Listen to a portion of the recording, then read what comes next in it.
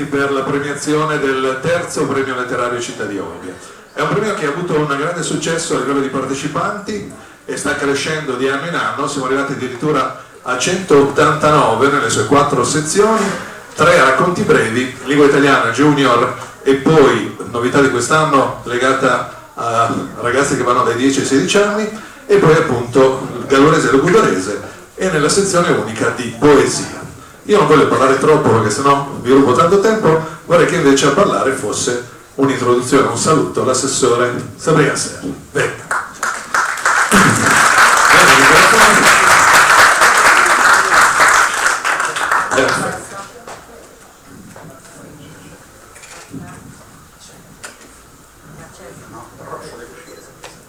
Ora sì.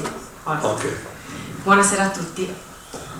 Così a bruciapelo pensavo di parlare dopo, ma innanzitutto vi ringrazio per essere qui nella sala della biblioteca a questa edizione appunto del Premio Letterario Città di Olbia. La grande novità di quest'anno appunto è l'introduzione della categoria juniores, quindi questo apre uno strumento così importante di politica culturale e linguistica ai più giovani, quindi grazie anche ai partecipanti più giovani, e devo dire che sono stati numerosi. Quest'anno abbiamo avuto circa 170 partecipanti, quindi non è stato sicuramente semplice né per la giuria leggere tutti gli elaborati, e vi ringrazio, né appunto scegliere chi meritava i primi 3 posti e più appunto anche le menzioni. Sicuramente il premio letterario è uno strumento di grande valorizzazione sia della lingua italiana ma anche dei nostri dialetti, così appunto affermando quello che non è soltanto una lingua ma anche un modo di essere della nostra comunità. Io non vi rubo altro tempo perché penso che la serata sia già anche abbastanza intensa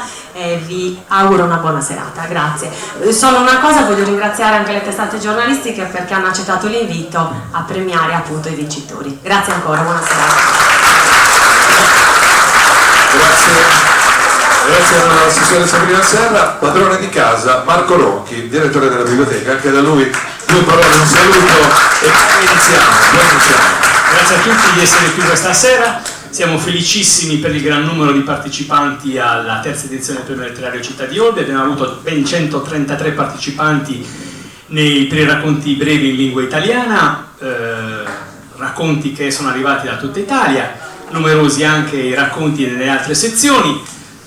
Siamo già in ritardo, pertanto restituisco la parola a Tommy. Proprio velocissimo, sì. Il telegrafico è stato. E buona serata a tutti, grazie. Allora, prima di arrivare all'attualità, quello che è il terzo premio, facciamo un passo indietro. I vincitori dello scorso anno hanno avuto diritto a ricevere una delle raccolte antologiche che abbiamo qua, o meglio, di la verità, oggi gliene diamo una, ma poi hanno più copie per loro. E chiederei quindi, visto che ti faccio venire qui l'assessore perché gliela consegnare a lei, tra i vincitori dello scorso anno c'è il primo classificato della poesia in gallurese. Chiamo quindi qui l'amico degli artisti, Andrea Colombano, prego.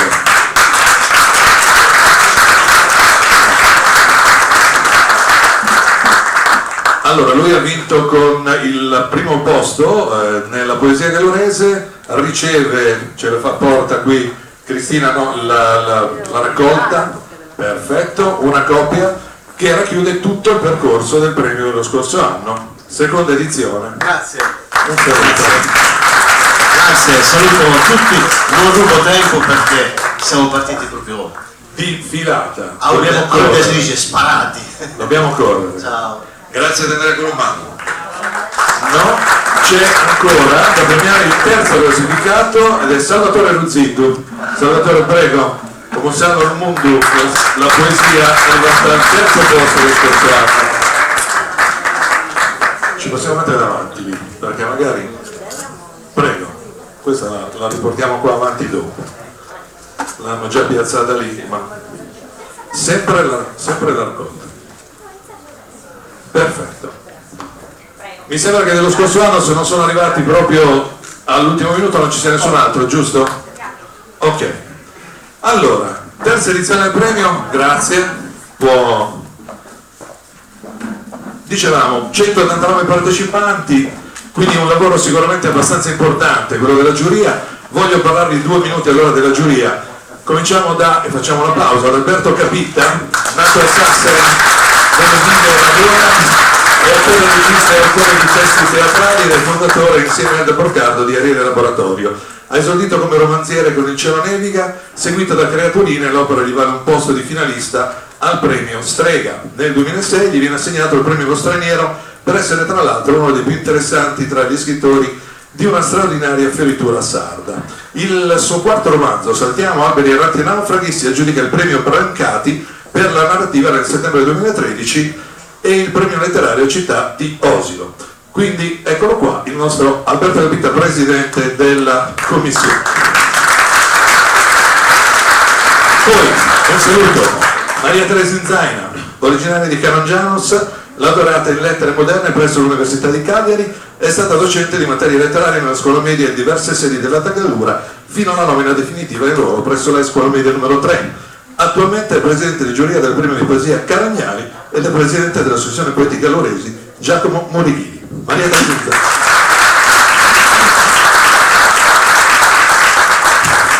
Continuiamo. Antonio Canalis di Ozieri, geometra laureato in scienze del territorio e pianificazione, svolge l'attività di libero professionista, ha maturato esperienza in campo museale, nella comunicazione visiva, nel campo delle iniziative espositive e promozionali, delle pubblicazioni nel campo dell'organizzazione di eventi, collabora con giornali e riviste in Sardegna e nella penisola. Scusate ma mi manca un po' di fiato.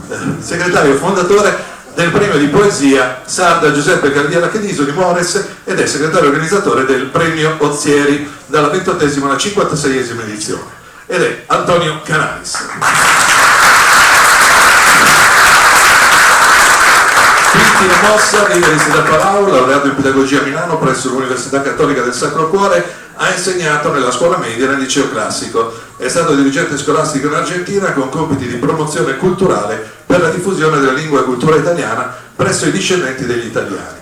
Al suo attivo l'Abyss Avisa, un'analisi completa dei nostri misteri poetici dalle radici millenarie, segno distintivo dei nostri poeti canzonadori, e poi Juanos e Guglielmo, che tra l'altro è stata presentata da poco qui in biblioteca. Quintino Mossa.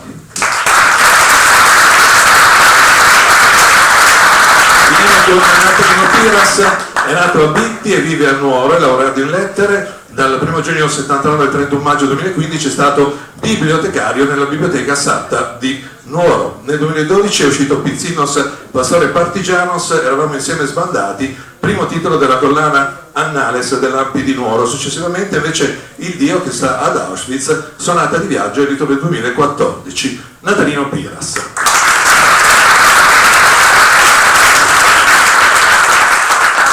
Ci siamo, premiazione, sezione racconti brevi in italiano. Allora, ci serve la busta per vedere un attimino a chi va i primi premi. Cominceremo ovviamente dal terzo classificato e avremo la lettura da parte dei nostri attori qui presenti. Manca Claudio, prego, ti chiedo di raggiungermi, ovviamente insieme a Mauro Ribelli che lo accompagnerà alla chitarra. E vediamo un pochettino, l'applauso non l'abbiamo fatto a Claudio e Mauro se lo fa sottolineare subito.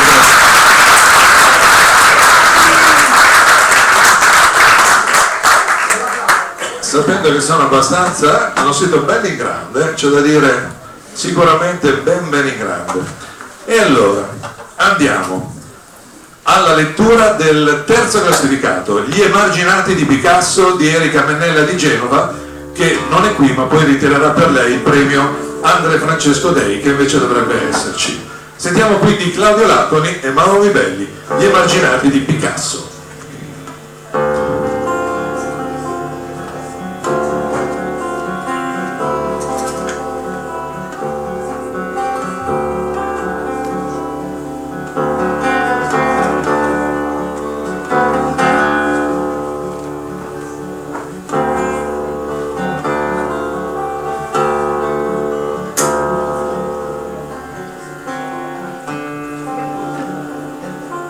Lavoravo in un ospedale psichiatrico da circa 5 anni. Avevo un debole per i folli. Mi facevano interrogare sul mondo rovesciato. Il mio turno era finito. Stavo per andare a cambiarmi quando vidi la luce della 34 ancora accesa. Michele, cosa ci fai ancora sveglio a quest'ora? Penso che gli strumenti musicali non si addicono alle mani senza calli. Nemmeno l'insonnia si addice a chi ha bisogno di dormire. Chi sei tu? Sono Luna, ora però dormi da bravo. Perché da bravo? I cattivi sono più stimolanti, tu non sei brava. I cattivi giocano molto, devi essere un bravo avversario per batterli. Non voglio batterli, io sono un loro amico. E io, senti, sono troppo stanca per farti capire che se non dormi domani Deborah non ti lascerà andare in cortile. Chi sei tu? Buonanotte, Michele. Luna! Sto per entrare nella doccia, dimmi! Vieni immediatamente! Mi vestii in fretta e furia e andai a cercarla. La trovai da Michele, a urlare. Michele sotto il letto, Deborah a gridare, io stanca, tanto stanca. Non tanto perché uno dei pazienti malati era sotto il letto, ma perché una donna sana lo trovava un pretesto per urlare con una facilità sconsiderata. Chiamai Angelica, l'infermiera di turno, e le chiesi di portar via Deborah. Michele, sono Luna. Michele, senti, stavo pensando che i cattivi, dopo tutto, li ho conosciuti anche io. Ah sì? Sì, ma a differenza tua io li conosco ancora e ci combatto ancora e mi chiedevo se ti andrebbe di darmi una mano a diventare loro amica. Mi sono fatto la pipì addosso. Non lo dico a nessuno, Michele, resterà un nostro segreto. E tu sei capace a mantenere i segreti? Sì, Michele, cioè negli anni mi sono allenata. Chi sei? Questa sì che era una domanda sputa. Essere. Cos'è l'essere? E mi misi a ridere, pensandomi con un teschio in mano a recitare Shakespeare. Perché ridi, Michele? Non riuscivo a smettere. E proprio in quell'istante Michele spuntò fuori e rideva anche lui. Ma perché ridi? Mi disse mentre rideva con me. Lo guardai, bagnato nella sua pipì, con le mani tremolanti, e solo in quel momento mi resi conto che non c'era proprio niente da ridere. Diventai serio di colpo, lo tirai su, gli cambiai i pantaloni, lo lavai. Ecco, Michele, adesso sei pulito e asciutto. Si addormentò in posizione fetale, con lineamenti turbati, sopracciglia contratte. Sono stanca, così stanca che ormai i miei occhi rimangono vuoti costantemente, ma non mollo. Perché? Perché ho scelto di stare dalla parte dei marginati, come Picasso. Molte volte vengono considerati coloro che sono arrivati a chiederti chi sei. Ormai al ristorante si vedono persone fotografare i piatti, persone che usano il cellulare per criticare coloro che fotografano i piatti e persone che denigrano coloro che discutono sui primi. Gli anziani non vengono fatti sedere sul bus. I circoli ricreativi a loro dedicati chiudono per far posto alle vetrine di smartphone. Gente che scappa dalle guerre, noi che facciamo guerre con i nostri vicini di pianerottoli. I bambini che parlano con il tono alto ci danno fastidio. La verità è che i cattivi siamo noi, che abbiamo un talento naturale a distruggere la bellezza. Michele morì quella notte, lo trovarono con un sorriso. Sul comodino lasciò un biglietto per me. Quando me lo consegnarono lo guardai a lungo prima di aprirlo, come si fa con le cose preziose. Dolce Luna, non arrabbiarti. Ti ho lasciato i miei tesori. Vorrei aprissi un posto per radunare i cattivi. Ma tu non arrabbiarti. I tuoi lineamenti sono ancora acerbi per così tanto rancore. I suoi tesori consistevano in una scacchiera, una dama, molti libri, delle tessere dell'autobus scadute, la foto della moglie morta un mese prima, della quale non resta la scomparsa, e uno scantinato. Trasformai quel piccolo spazio in un centro, lo chiamai Dagli emarginati di Picasso, i cattivi di Michele, come se fosse una bettola dell'Ottocento, pirati con la dentiera, cavalieri con la brillantina affilata, dame con le unghie taglienti, rughe e odore di pane, a volte odore di piscio, musica classica, Schubert, che faceva ballare. Io ne coordinavo le attività. La mia stanchezza emotiva non si sarebbe placata, ma dopo tutto ho scelto di stare dalla parte di Picasso, di Michele, degli angoli, e va bene così. Qualcuno deve pure essere cattivo per capire i cattivi.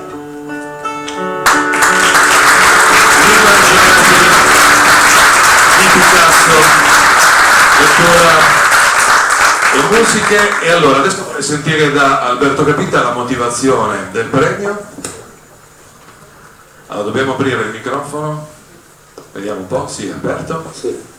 Alzato magari un po'. Allora, terzo premio agli emarginati di Picasso, il mondo del disagio mentale visto attraverso lo sguardo della protagonista, Luna, dedita alla cura di un povero e vecchio paziente. Pur nella freddezza di un ambiente sterile, Luna riesce a scoprire in sé un senso di umanità e ciò le apre le porte di una nuova, più grande scoperta, l'umanità di coloro che vivono agli angoli, i cattivi, i reietti, gli emarginati. Il premio lo ritira per Enrica Mennella Andrea Francesco Dei, che dovrebbe essere qua. Buonasera, piacere, benvenuto. Lo consegna il premio Marco Ronchi. Prego, direttore. Ci mettiamo in favore di telecamera, in favore qua, va bene? Ok. Terzo classificato. Benissimo, applauso quindi. Giulia Genova, Enrica Mennella. Secondo classificato. Seconda classificata, una rosa di maggio di Patrizia Esposito di Tempio. Rimane Patrizia. C'è ancora la lettura da parte di Claudio e le musiche di Mauro Mibelli. Una rosa di maggio.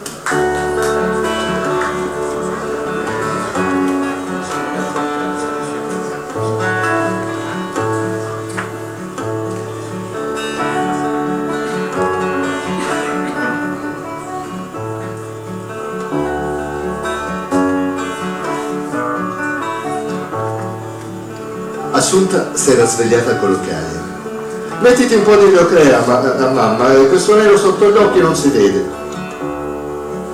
Ines aveva una profonda devozione per la Leocrema. La considerava un rimedio insuperabile per qualsiasi problema della pelle, occhiaie, punture di zanzare, scoriazioni. In chiesa Vincenzo si era commosso all'arrivo di Assuntina sua e per tutto il giorno i due sposini si erano tenuti per mano, gli occhi pieni di promesse e di desiderio. Ma una volta arrivati nella loro casa da sposati, il talamo dalle bianche lenzuola ricamate a mano, da sospirato nido d'amore, si era trasformato in un impietoso cespuglio di rova. Assuntina, un po' per pudore, un po' per dolore, non aveva dischiuso il suo fiore e lo sposo, deluso e infuriato, l'aveva offesa e lasciata a letto da sola, conficcando una prima spina in quell'ingenuo cuore di ragazza. Quando c'è il sentimento tutto si aggiusta e Vincenzo e Assuntina si volevano bene, almeno si erano voluti bene fino a quella notte, fino a che Vincenzo non era tornato a letto ubriaco e con la forza si era preso quello che a un marito spettava di diritto. Il giorno dopo Assuntina si era svegliata con la nausea e i polsi lividi. Era andata in bagno e un fiotto di pipì mista a sangue l'aveva fatta piegare in due dal bruciore. Poi si era accasciata a terra e aveva vomitato anche l'anima. E porta pazienza, figlia mia, Vincenzo è un bravo ragazzo, vedrai che cambierà. Vincenzo aveva sbattuto la porta. Assunta! Dove sei?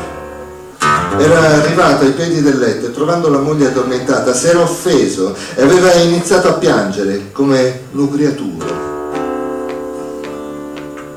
Assuntina mia, io ti voglio bene e tu mi fai questo. E l'aveva mollato un colpo, e poi un altro, e un altro ancora, con quelle mani da bravo ragazzo onesto lavoratore. Calmati, calmati, non è successo niente, gli gridava Assunta, ma la belva, feroce, non s'ammansiva, continuava imperterrita ad aggredire la sua preda fino a che non l'aveva immobilizzata e penetrata con prepotenza, facendola entrare ancora più dentro quella maledetta puzza di alcol. Figlia mia, ma che vai dicendo? Vincenzo è un bravo ragazzo, io non ho mai visto bere neppure un goccio di vino. Ma non è che ti sei fatta male l'altro giorno quando siamo andate da zia Michelina e sei inciampata sul marciapiede? Come se inciampare sul marciapiede avesse potuto riempirla di lividi a quel modo. Mettiti un po' di leocrema e facciamoci un caffè. Assunta faceva di tutto per non meritarsi le botte. Lavava, stirava, cucinava, si faceva la manicura. Ma quell'onesto lavoratore di Vincenzo continuava a tenere il vizio della bottiglia, perciò le botte e i lividi non mancavano mai. La rosa di maggio sfioriva ogni giorno di più, soprattutto da quando aveva preso l'abitudine di alzarsi di notte per vomitare. Si accasciava vicino alla tazza del water e vomitava. Si svuotava e tornava a letto pronta ad assolvere tutti i doveri della brava moglie. Quando Vincenzo aveva telefonato ai suoceri per raccontargli che Assuntina vomitava tutte le notti, Ines telefonò al medico di famiglia. Il dottore, dopo una visita accurata, aveva prescritto ad Assunta delle gocce calmanti, constatando che la ragazza aveva soltanto un forte esaurimento nervoso. Dottore, ma le passerà? Guarirà Assuntina nostra? Aveva chiesto Ines con un macigno nel cuore. Facciamo passare un po' di tempo, signora. Se la situazione non migliora, la mandiamo un paio di settimane a Villa Gisa. Villa Gisa? Non sa mai. Al manicomio ci vanno i pazzi. Assuntina mia è mica pazza. Dopo 2 settimane Vincenzo aveva trovato nel cassetto del comodino il flacone delle gocce ancora sigillato. Perché non prendi le gocce che ti ha dato il dottore? Io non ho bisogno di medicine, sto bene, non ti faccio mancare niente, qual è il problema? Con uno schiaffo Vincenzo le aveva fatto cadere la teglia con la parmigiana dalle mani, poi aveva aperto il flacone delle gocce e gliel'aveva infilato in bocca. Tu sei pazza, hai capito? Perciò queste ti servono. Quella notte Assunta, sedata dalle gocce, non si era alzata per vomitare. Signora Ines, vostra figlia non si prende le gocce, è peggiore ogni giorno di più e ieri mi ha tirato appresso la teglia con la parmigiana. Vincenzo aveva telefonato ai suoceri. Villa Gisa era una casa di cura circondata da un immenso giardino. Quando Vincenzo era andato a trovarla, Assunta era seduta in giardino e stava leggendo. Le aveva fatto piacere vederlo, ma quando lui si era abbassato per darle un bacio, lei aveva sentito la puzza e aveva iniziato a colpirlo con il libro. Vattene via, vattene via! Sulla testa, sulla faccia, sulla schiena. Colpirlo e vomitargli in faccia fu tutt'uno. 3 infermiere accorsero e le fecero un'iniezione per salvare Vincenzo dalla furia di sua moglie. Più tardi Assunta si era svegliata e non riusciva a muoversi, tanto le pesava la testa. Vedeva tutto sfocato e sentiva urlare, aveva nausea e non capiva perché. Qualcuno le si era avvicinato e le aveva sussurrato all'orecchio: se sei cattivo ti danno la scossa. 2 settimane duravano da un mese quando Ines andò a trovarla. Come stai sciupata, figlia mia, ma non mangi? Certo che mangia, non vedi? E ingoiava senza masticare, sbavandosi sul camice immacolato. Poi, toccandosi la testa rapata, aveva chiesto alla madre: ma ci posso mettere un po' di leocrema?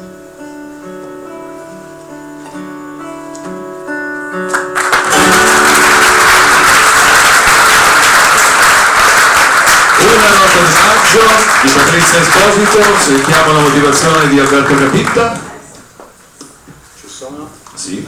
Secondo premio Una rosa di maggio, scritto nel solco della ben nota e fortunata tradizione napoletana, dal cinema al teatro alla canzone, tanti sono gli esempi. Il racconto mostra la crudezza di un mondo che non vuole rinunciare ai suoi capisaldi di violenza e sopraffazione.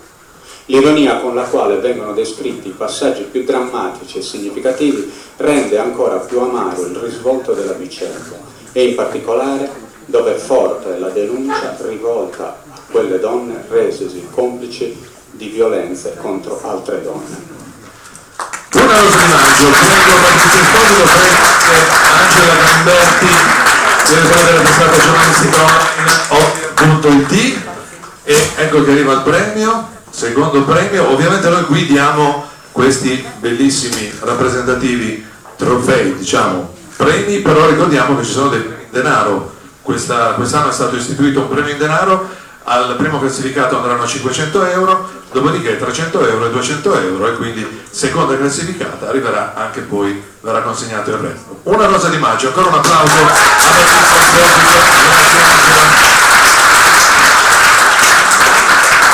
È il momento quindi di scoprire il primo classificato di questa sezione racconti brevi in italiano, e allora il primo classificato è 8 meno un quarto di Ciro Zecca di Roma. Un applauso. 8 meno un quarto di Ciro Zecca, lettura Claudio Laconi, Mauro Livelli.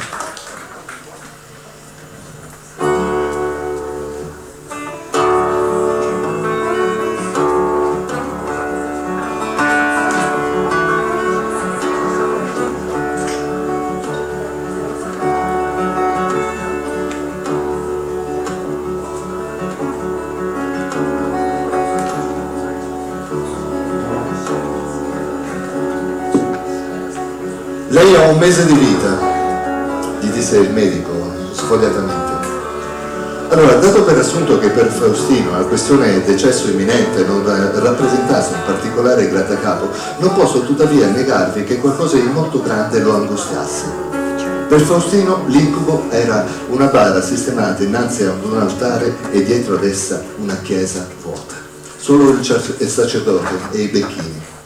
Faustino non era cattivo, ma prendeva a cuore il suo dovere, e il suo dovere per 40 anni era stato quello di fare il vigile urbano, e qui era chiusa la polpa della nostra storia.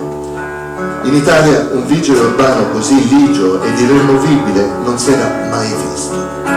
Diciamo quindi che Faustino, per amore della divisa, si autocondannò alla solitudine.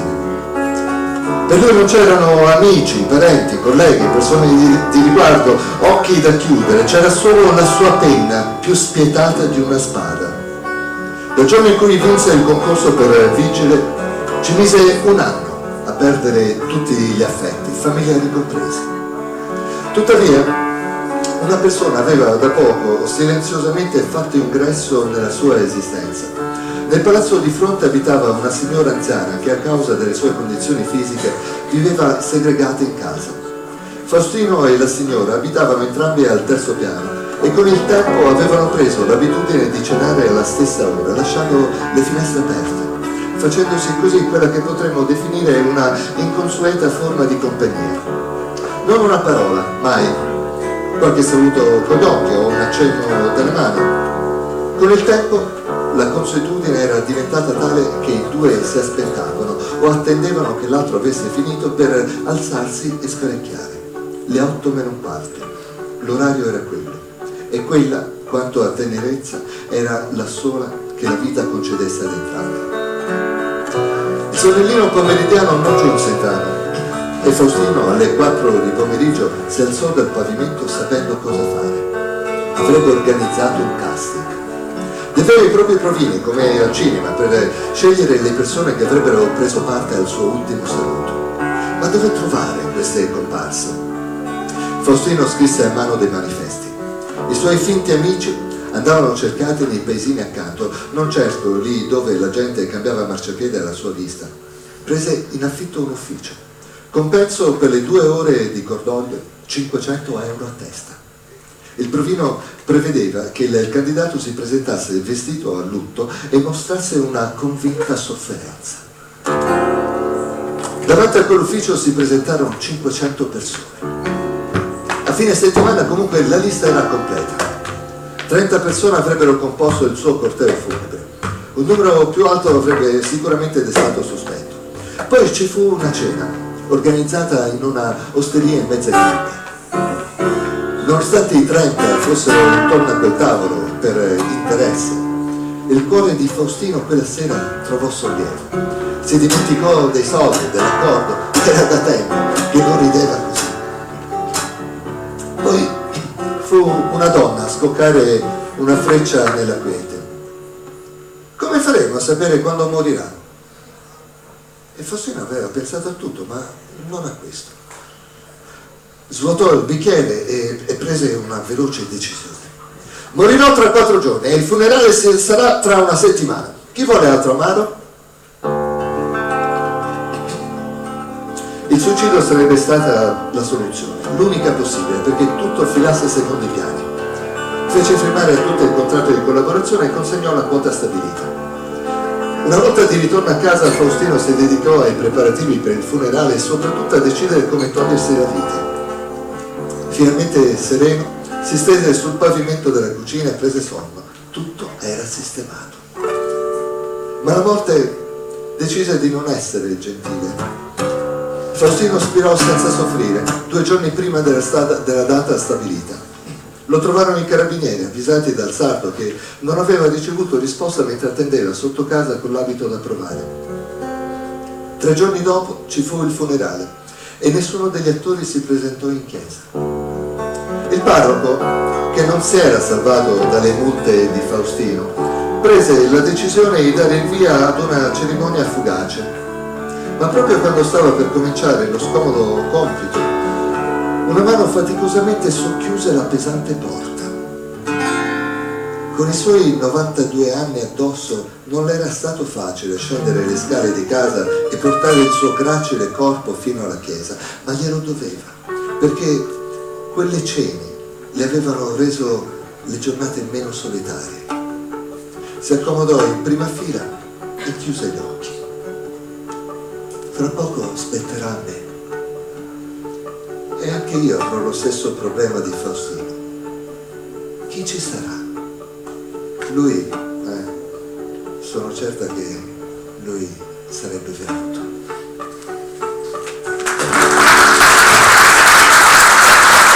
E allora, è il momento di conoscere il vincitore di questa sezione Racconti brevi in italiano, che è arrivato anche da Roma, quindi invito Ciro Zecca a raggiungerci, ma intanto sentiamo anche la motivazione di Alberto Capitta. Il microfono di Alberto, grazie. Sì. Matteo. Primo premio a 8 meno un quarto, scritto con penna agile, il racconto tratta con ironia e compassione al tempo stesso il tema della morte. Il protagonista, isolato dalla società a causa del suo attaccamento al suo piccolo esercizio di potere, cerca un momento di rivalsa nell'atto finale. Il progetto artificioso e bizzarro, grazie al quale egli crede di ottenere una qualche forma di riscatto, viene però reso vano da un capriccio della sorte. A rendergli omaggio sarà la sola persona capace di capire la sua solitudine, perché è rimasta sola come lui. 8 meno un quarto di Ciro Zecca di Roma, premio all'assessore Sabrina Serra, primo classificato nei racconti brevi in italiano. Raggiungeteci qua, che è l'angolo della premiazione, prego. Consegniamo nelle mani di Sabrina e poi in quelle ovviamente del vincitore Ciro Zecca di Roma.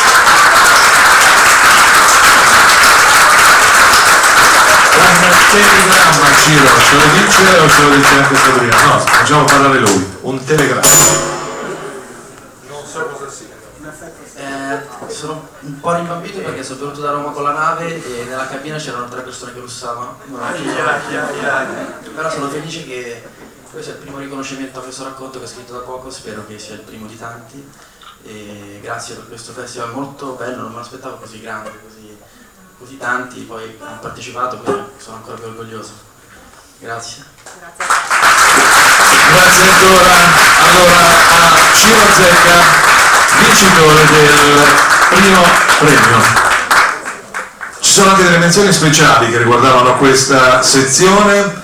Io le dico e vediamo chi è presente, ovviamente si può avvicinare qua per ritirare la pergamena, e naturalmente chiedo anche a Marco Balata, assessore al turismo del Comune di Olbia, di raggiungerci. Sarà lui a consegnarle. Le menzioni speciali vanno a essere qui di Fabio Nieddu. Sì, certo. Le belle estati di Susanna Ribecca, che è di Roma, il tuffatore di Paolo Borsoni di Ancona, insieme di Laura Sanavia di Parabiago, Io sono Nigeria di Alfredo De Vincenzo e Streghe Civette e Artifici della Notte di Giovanna Maria Garau di Olbia. Giovanna Maria Garau c'è? Ok, allora sentiamo lo consegniamo soltanto a essere qui di Fabio Nieddo e appunto a Streghe Civette Artifici della Notte. Sì. Foto? Ok, applauso, grazie. Streghe Civette Artifici della Notte di Giovanna Maria Garau. Due parole anche dalla sala turismo, ci mancherebbe altro. Io chiedo scusa per il ritardo, ma ero un consiglio comunale. Devo dire che sono particolarmente emozionato perché non mi aspettavo una platea così numerosa. Molti chiedono il turismo con la cultura. Noi siamo convinti come amministrazione comunale che questa è una città che ha tanta cultura da offrire e un avvenimento come questo è un segnale importante che voluto fortemente, bisogna dar merito alla precedente amministrazione che ha iniziato questo percorso con questo premio letterario, continuato fortemente da Sabrina Serra e da tutta la struttura. Questo significa che davanti a iniziative importanti come queste non devono esserci colori politici, non devono esserci appartenenze politiche di nessun tipo.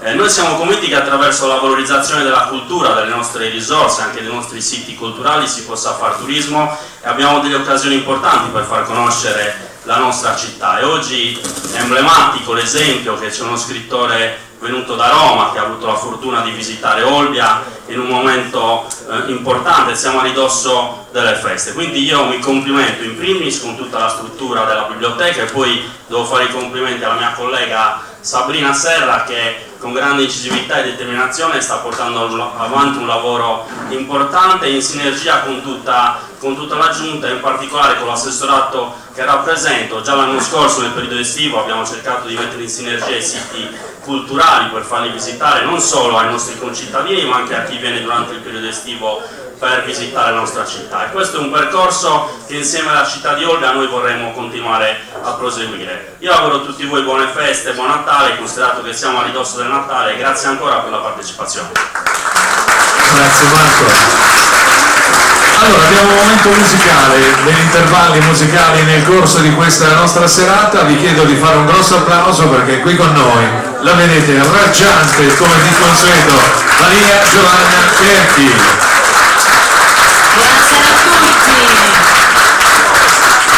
Siamo pronti per cantare. Sì, sono davvero felice, è un grande piacere, un onore per me incontrarvi in questo contesto ricco di cultura e di arte, dove c'è cultura e arte ci sta bene la musica. E allora mi raccomando, aiutatemi anche voi a rendere ancora più belli questi momenti che stiamo vivendo insieme. Volete aiutarmi?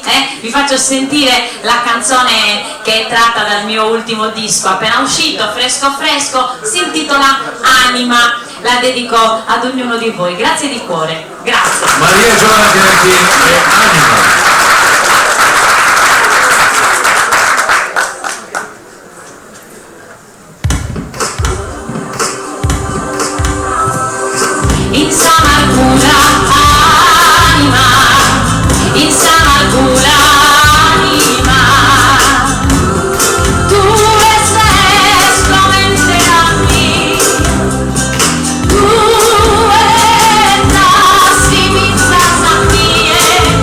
Aquí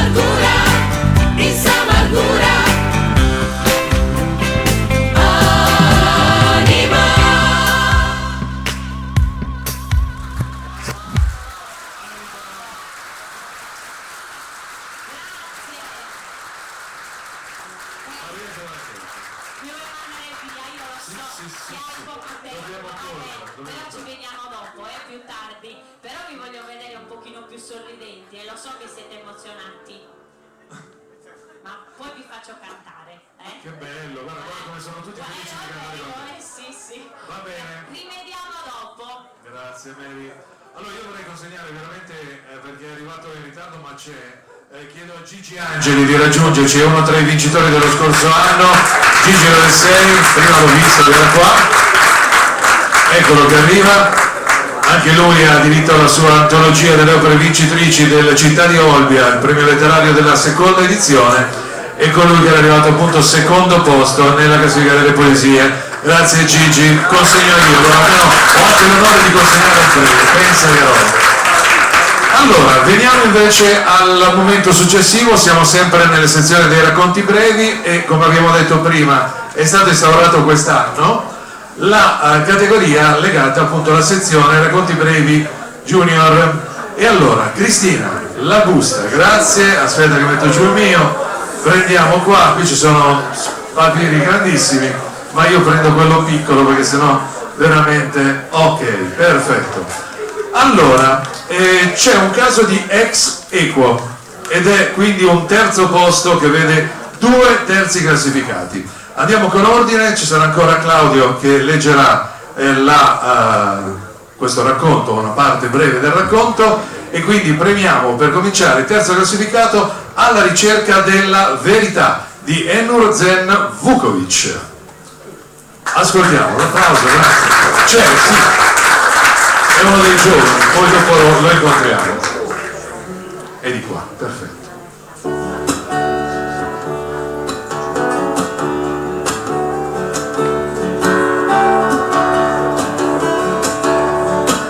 Da sempre sono stata una bambina felice e tranquilla. Ho trascorso la mia infanzia in un bosco di querce in compagnia dei miei animali. Già da piccola ero una divoratrice di libri. Fin qui la mia vita era come un capitolo dei testi che leggevo. Il mio risveglio è avvenuto un po' di anni fa, un giorno, quando ho sentito i miei genitori discutere dei bambini palestinesi uccisi dai soldati israeliani nella striscia di Gaza. La mia prima domanda è stata: che cosa hanno fatto di tanto male quei bambini da dover essere ammazzati? Nessuna delle loro risposte mi soddisfaceva. Il desiderio di conoscere la verità cominciava a crescere in me potentemente. Sapevo solo che volevo andare in Palestina e vedere questi bambini. A scuola ero brava e i miei genitori alla fine dell'anno scolastico mi chiedevano sempre se avessi qualche desiderio particolare per premiarmi del lavoro svolto. Ed è così che colsi l'occasione per esprimere i miei pensieri. Voglio fare un viaggio in Medio Oriente. Non dimenticherò mai l'espressione dipinta sul volto di mio padre quando sentì la mia frase. Trovò immediatamente una valanga di contro sul viaggio. Dalle sue parole sembrava che tutti i talebani, i seguaci di Bin Laden e la guerriglia peggiore del mondo si fossero concentrati in Palestina. Per contro, però, sul viso di mia madre vidi accendersi una scintilla così luminosa che nei suoi occhi, e dal sorriso capii che sarebbe successo qualcosa. La sera stessa io e mia madre avevamo già il biglietto aereo in tasca. Nel tardo pomeriggio arrivammo finalmente a Gerusalemme. Quando percorrevamo i territori palestinesi vedevo pochi bambini fuori a giocare e la maggioranza di loro era vestita in pochi miseri stracci sotto quel sole cocente, senza alberi, senza ombra. Molto diverso dalla mia infanzia. Mi sentivo impotente, in quanto non potevo far proprio nulla per loro, ma mi sono ripromessa di una cosa, di parlare di loro, come sto facendo ora, e continuerò a farlo. Loro hanno un'infanzia rubata. A volte gli israeliani chiudono ai palestinesi anche i rubinetti dell'acqua, quindi queste povere creature non solo non possono dissetarsi, figuriamoci lavarsi. In questi 2 viaggi io e mia madre siamo riuscite ad adattarci e diventare nell'arco della stessa giornata copte, ortodosse, cattoliche o ebree, per ottenere migliori risposte e avere un più facile contatto con le persone. Con tutti abbiamo avuto successo e abbiamo visto che erano bravi e gentili, ma c'era una cosa in comune tra loro, eccetto i cattolici che erano neutrali ed erano interessati soltanto ai luoghi di culto. Quasi tutti odiavano i musulmani. Finché l'odio non sarebbe sparito dai loro cuori, il problema sarebbe rimasto. Questo l'ho capito molto bene. La verità è che ho trovato in seguito alle mie ricerche, per la quale ho fatto diverse migliaia di chilometri, è che a causa di tutti questi scontri, la causa di tutti questi scontri è la cattiveria di alcune persone che hanno il potere di decidere su vita e morte di tutte queste creature innocenti. L'unica soluzione è la preghiera, che la cattiveria sparisca per sempre dai cuori degli uomini, del presente e del futuro. Terza classificata a pari merito, e allora leggiamo anche l'altra del pari merito, che è Io sono Brandy di Ada Bassu di Olbia. Leggiamo anche questa, poi prendiamo i due nostri giovani concorrenti, ok?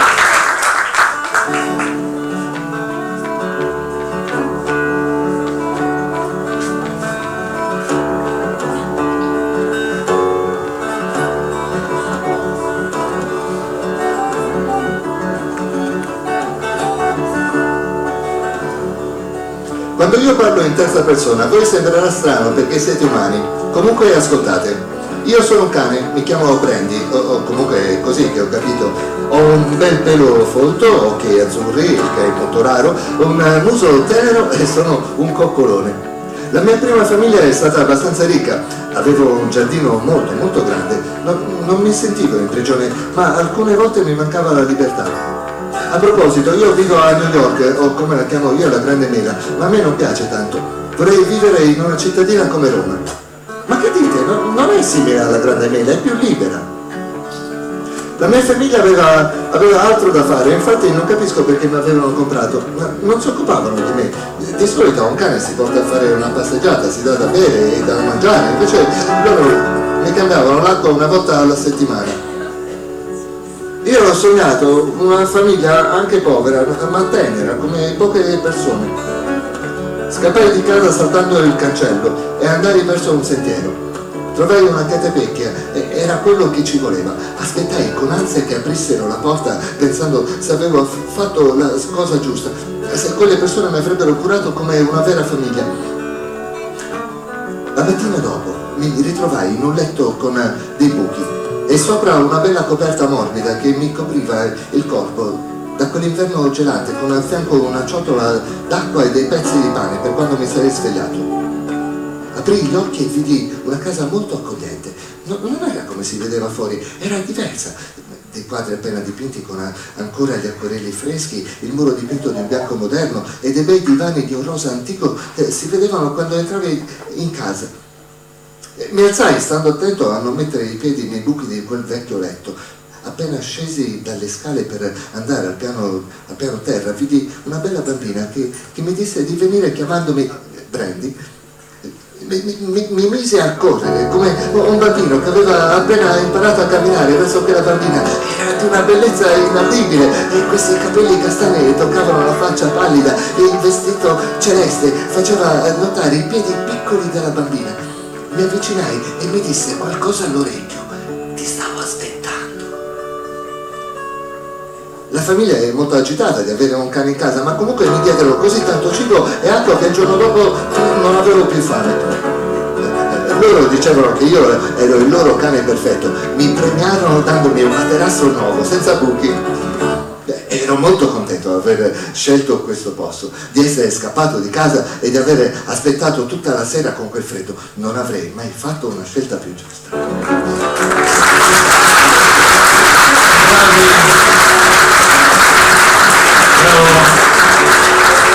E allora, chiamerei intanto Tiziana Bisco, consigliere comunale della Commissione Cultura qui ad Olbia, per premiare questi due giovani. E allora chiamiamoli qua: Enurzen Vukovic, spero di averlo detto bene, di averlo detto giusto, e Ada Bassu. Allora, eccola qua, Enurzen, applauso topiche, bravissima, rivolgete così lì, quindi stiamo la foto, aspettate che mi tolgo io. Gli spazi sono stati, dobbiamo allargare la biblioteca, ragazzi, diciamolo subito qua. Ok, scusate le spalle. E finite anche da basso, grazie, assolutamente sì. Vieni vicino. Scusa, vicino perché la foto se no non si fa. Microfono vicino. Eccomi qui. Allora, non mi dilungo perché hanno già parlato i miei colleghi assessori, volevo solo ringraziare perché è emozionante vedere tutti questi giovani così impegnati. È fantastico vedere come siano impegnati nell'arte della scrittura e come piaccia ancora scrivere, comporre, ed è una bella soddisfazione vedervi tutti qui anche come partecipazione. Ringrazio tutti, auguro anch'io buone feste e ringrazio in particolare la mia collega Sabrina perché ha sostenuto fortemente anche quest'anno questa iniziativa. Grazie a tutti e buona serata. Grazie a Enor e a Ada Basso. Siamo al momento di decretare la seconda posizione, quindi secondo classificato, ed è per La grande ribellione di Francesco Soccia. Lettura da parte di Claudio Latoni della grande ribellione e poi premiamo Francesco.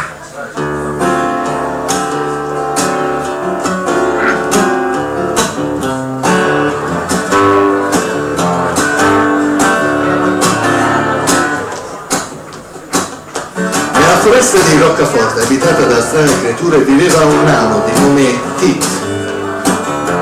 I suoi occhi celesti come il cielo, la pelle bianca come la neve che scende leggera, il piccolo naso rosso come il fuoco e i capelli biondi come il sole d'estate nascondevano un carattere coraggioso e senza paura. Era schiavo come tutti gli altri nani di un grosso dragone di nome Oscuro. Il mostro, tutto rosso, aveva enormi punte e ali sulla schiena, artigli grandi come rasoi e una coda molto lunga. Un giorno Tit riuscì a sfuggire alle fauci del drago, che per poco non lo mangiava vivo perché non gli aveva affilato un artiglio alla perfezione. Decise così di scappare, di rifugiarsi nel folto della foresta. E mentre vagabondava alla ricerca di un luogo sicuro in cui rifugiarsi, vide una grotta e si avvicinò. Si fece il coraggio ed entrò. Wow! Esclamò guardandosi attorno. Il fuoco era acceso, le pareti erano decorate ed era tutto illuminato, sembrava il paradiso, era davvero bello. Decise di stabilirsi lì, almeno per la notte. Il mattino seguente, mentre andava a prendere l'acqua dal fiume, vide uno strano uccello appoggiato su una roccia. Si trattava di una fenice. Si avvicinò e si accorse che era ferito, aveva un'ala rotta. Dopo innumerevoli tentativi riuscì a prendere l'uccello e a portarlo nella sua grotta dove se ne prese cura. Qualche mese dopo la fenice per miracolo guarì. Mentre si divertivano insieme, a un tratto la fenice si fermò rimanendo seduta su una roccia. Preoccupato, Tit gli si avvicinò e le chiese: perché sei così triste? Lei però non rispose. Rimase seduta lì sino alla notte. La mattina seguente Tit uscì per vedere se la fenice era ancora lì, ma non la trovò. Al suo posto c'era una spada a 3 punte con attaccato un biglietto che diceva: ritornerò quando l'avrai sconfitto. Ho capito, sì, devo sconfiggere il drago. Prese quindi la spada a 3 punte e si avviò nel paese dove era nato per compiere la sua missione. Arrivò appena in tempo, il drago infatti stava per incendiare la città e tutti sarebbero morti. Quando Tit fu davanti a lui rimase paralizzato dalla paura. La bestia gridò: un altro guerriero prima di te aveva provato a sfidarmi, ma io l'ho incenerito prima di iniziare la lotta. Tit si fece forza e attaccò il drago. Il combattimento fu lungo e violento. Tit colpiva, ma la bestia si risollevava sempre, più forte di prima. A un certo punto Tit fu a terra, senza forze, stava per morire. All'improvviso comparve la fenice, che con un violento colpo di becco accecò il drago. Tit allora si riprese, fece un salto e zac! Tagliò la testa al mostro. Finalmente tutti i nani erano liberi. Tit fu proclamato re e la Fenice divenne guardia reale.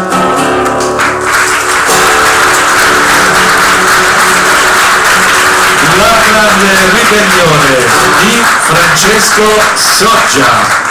Chiamo Sabrina Serra per premiare il giovane scrittore Francesco, bravissimo, complimenti, aspetta che risposto. Eh sì, è più giovane credo proprio in assoluto, dove risposto io? La grande ribellione di Francesco Soggia. Ma si fanno le domande degli anni, io non l'ho fatto alle due femminucce, 11 anni, complimenti veramente. Un altro applauso se lo merita di tutto il cuore.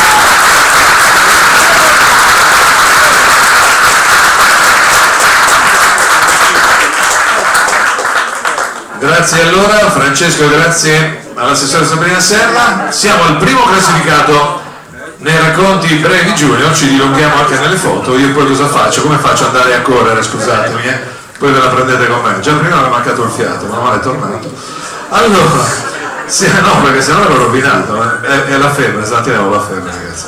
Il miglior direttore d'orchestra, il primo classificato di Alice Pilotta di Sassari.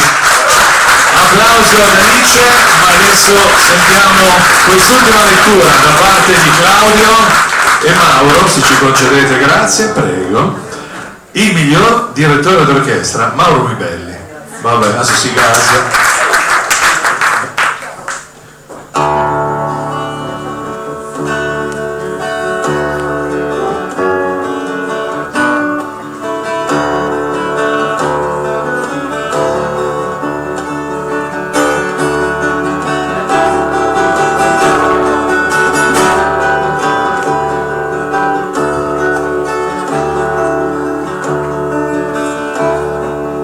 Il silenzio immobile riempie l'immenso teatro, mentre il resto paralizzato, immerso nella penombra al centro della scena, centinaia di spettatori mi osservano, giudici. L'orchestra è di fronte a me. Ecco che sollevo la mia sottile bacchetta, la porto lentamente sopra la testa per poi riabbassarla dolcemente. Questo segnale origina la megeglia delle 1000 note, sottili e lievi, di flauti e i violini. Continuo ad accompagnare la musica con i miei gesti, perdo la concezione del tempo e dello spazio, chiudo gli occhi. Adesso sono solo nel teatro e con la mia bacchetta genero suoni celestiali, armonici, struggenti, ogni cosa dipende da me. Mi rendo improvvisamente conto di essere io, il direttore d'orchestra, l'unico vero autore di tale magia. Le note leggere di un flauto solitario tornano ad accarezzare l'atmosfera, quelle gravi di un basso le inseguono, i violini cantano, i clarini stridono mentre io mi perdo nella perfezione di questa melodia. Lentamente abbasso le braccia, la musica si calma, come un leone che dopo aver a lungo cacciato placidamente si addormenta. Rimango fermo, emozionato, tremante. Dopo pochi secondi, nell'attimo prima che la sala si illumini, un applauso ancora più forte e vibrante del primo si rovescia sull'orchestra e su di me, il suo direttore. Il pubblico è invisibile. Gli occhi degli spettatori sono lucidi, i timpani vibranti, i cuori impazziti.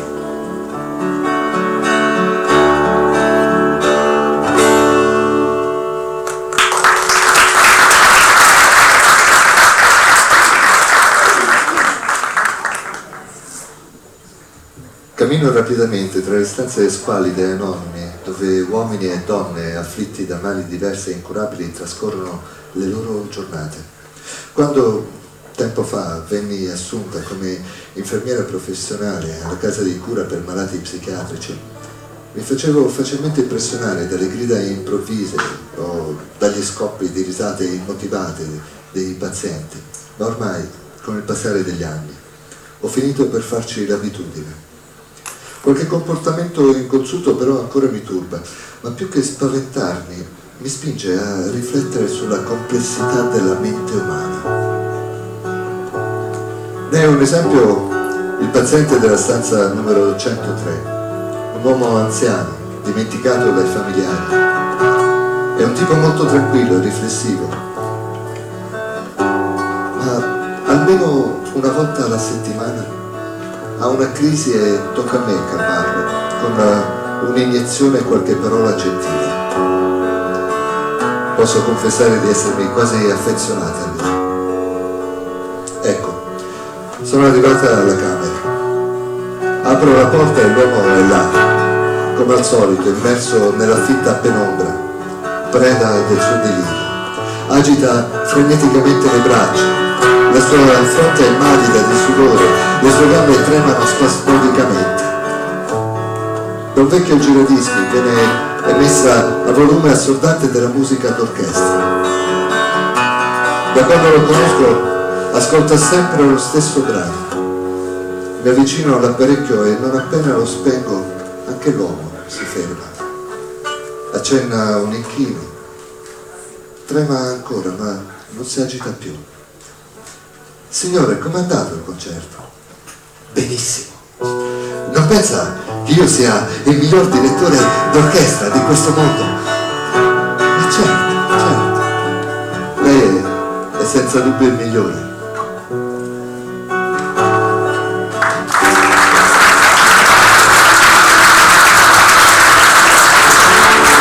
Le ultime note della chitarra di Mauro Rubenni, il miglior direttore d'orchestra Alice Bilotta.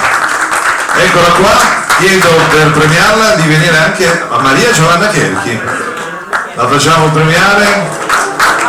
Eccola qua, giovanissima Alice, non ti chiedo gli anni.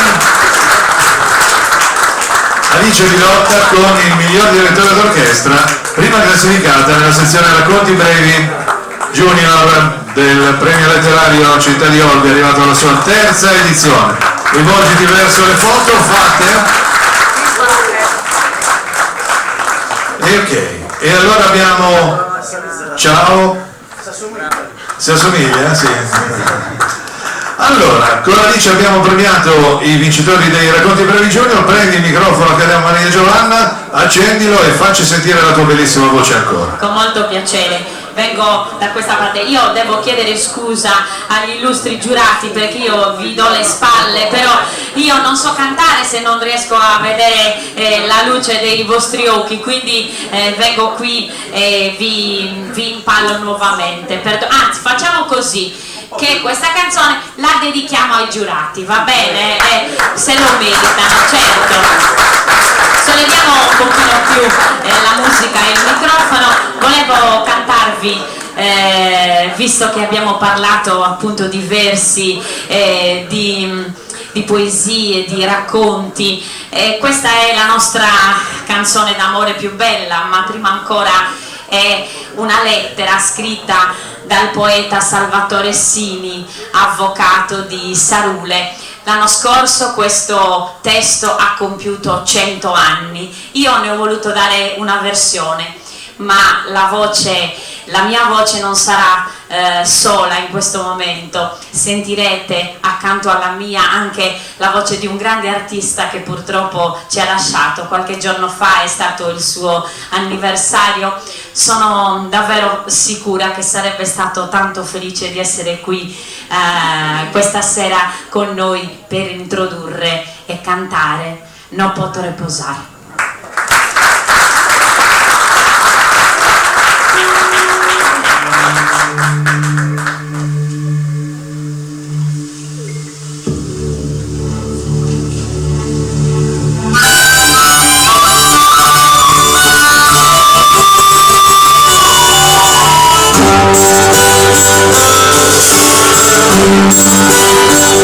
Non posso riposare, amore mio, pensi a Pietro, con Dio non si sente nessuno più mai, e mi sia vero presto da 50 anni e sono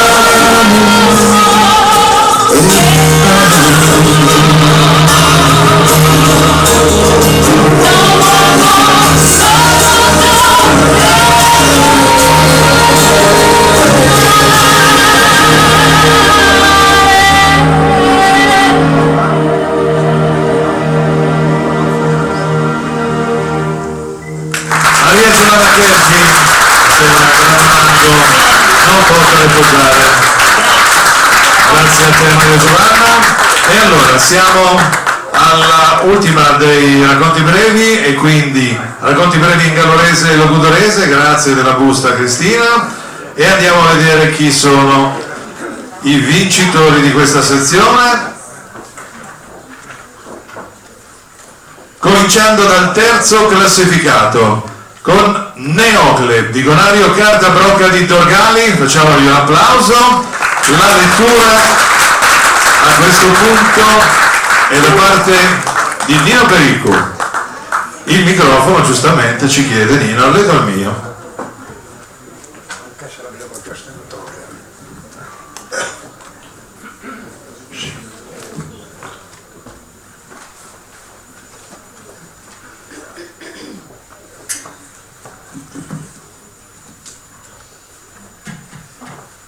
Di Gonario Carta Brocca, Neocle. Nannai, vedi una di queste spoverittas che una volta ne sorte. Sabicocca sua vide 7 frades e sorres e si mandicaia che non si daia. A volte schimbane in presto, a volte schimbane solo. Comprido sono 2 anni, l'hai vestita di una potetta longa e fatto una vaggia ai cucco che varia un boscorrello di Vittaredda. Come chi vi manna, che femmina manna, si devia comportare. La iana allogata in nome suo dottore, commente l'inaraiana, dottor Pulighetto. Quest'uomine fu venuto da Muravera, fu congiurato con signora Teresina, e vivia di nome da Saldomo Meda, da Don Basile Ansello, uno dei suoi spilmannos possidente d'Ida. Suo dottore si vide adattato eretto a sa scostumanza e a sa gente che debbia sanare, essendo il suo unico, il luogo nostro, che comprendia de medicina. Fagia su tempo buono e su tempo malo, chi sa mala sorte de sorratteros. Paria che sos potentes essere imbecidos tutto da sa propria vischedda e su malo cazzato. Postisi da qualche mese che si vide arrivata a vita, Don Basile si vide inteso male e su dottore lo curaia con qualche medina e paraulas, che su malaito pagaia a peggio e oro, sicuro, come in vidi, di tornare a fare queste cose che faria dinanzi, cioè a comandare e a orare stasera. Sa malattia sua, bene che in bene, non si schiada né si te vedi. Forse non le stia manco su dottore. Su medico però, sa bella sparaulas, non li mancaiano, e vede che sia sempre a stare in bago su malaito e a seguire sa scuola sua e a lo pagare in dinari e in cose. Questi da 7-8 mesi che Don Basile Ferrutto Maltore in suo letto, su dottore si vidi fatto un mere de Sadomo e noi bifiata e de 2 tancas de che 8 altos de semeneri. Sul fizzo de Don Basile vidian solvene sin solo cambiando mere, come in un gioco e altas in nue sa vita e sa morte fissa vostra. Don Basile però si che vi molto Savana e suo dottore fi creschita e impare a sa mamma per creschita per il bene suo. Sa gente malaida chi vivia da sombra de sa molte rodeanni l'intundu fu disposta non solo a sedere tutto la storia di questa terra, ma finsas a agarrare su ferro rosso per non lasciare questa abbia de lacrimas.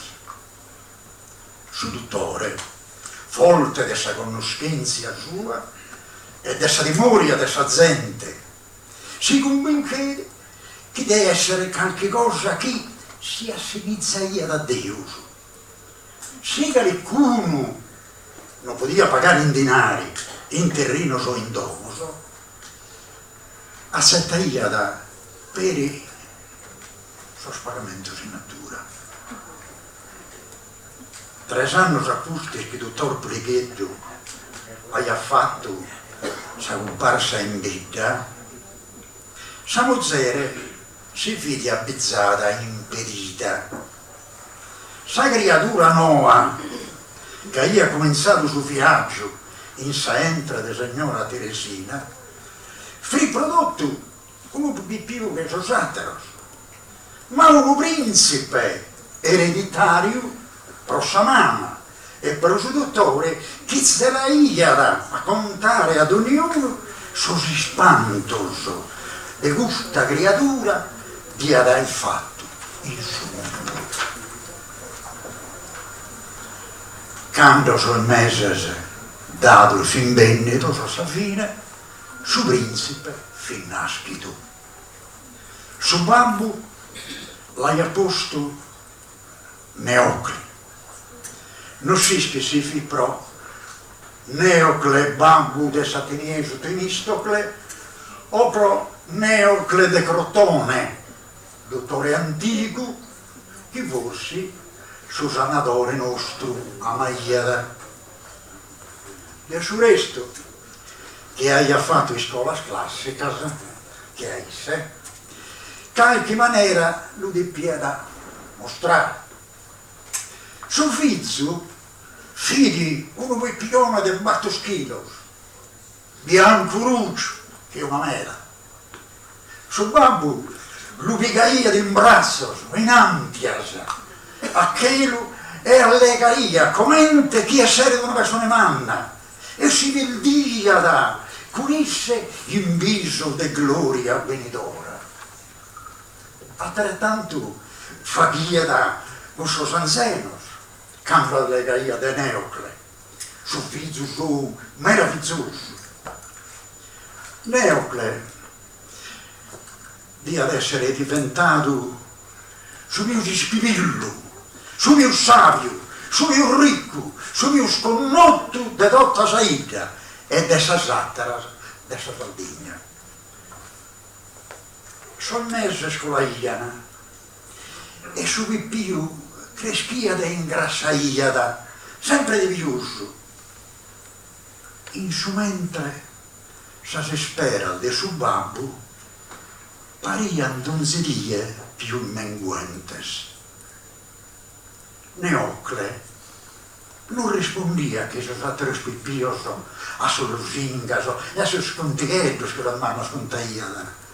Pariada di vivere in un mondo solo, che sostorro nostro, non essere ne metà giusto.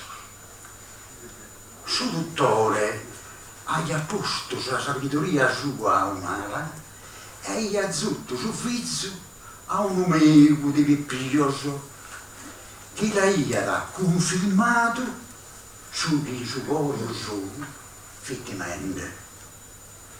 Su incipetto tanto irvettato e sognato non fu che so satteros, fu malaido a conca. Ritardo mentale grave. Custas e altres paraulas disausiadas fidistada sa sentenza. Bravissimo anche il maestro di Gonario Cartabroca di Dorgavic, Eccolo qua, perfetto. Abbiamo fatto parte assessore premiale, io mi sposto. Buonasera. Terzo classificato nella sezione Brevi Calorese e Logudorese. La mozione la vogliamo sentire da Quintino Mossa. Aspettiamo un attimo, accendiamo questo microfono, vediamo un po'. Rimanga che c'è la mozione di Guido, la può ascoltare da seduto, ci mancherebbe altro. Provi, vediamo se è aperto. Sì, va bene. Perfetto. Va benissimo. È una storia complessa nella sua stringatezza, un quadro vivo di miseria materiale e morale, dove la virtù è quasi una condanna. Il motivo conduttore è l'avidità, il desiderio, la brama di possesso della ricchezza costruita sul danno altrui, e la via per saziarla è la mancanza di scrupoli nel saper sfruttare indebitamente una posizione di prestigio. La nemesi si materializza in una catastrofe prevedibile. È il destino che si incarica di rendere vero il monito biblico: le colpe dei padri ricadranno sui figli. In fondo è la descrizione di una piccola società povera materialmente e culturalmente, emarginata e marginale.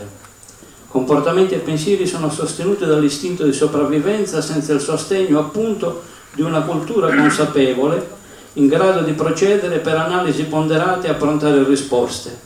Ma è quella stessa povertà che nutre gli istinti più riprovevoli, dove barlumi di umanità e responsabilità sono più affidati al caso che non ad una provvidenza.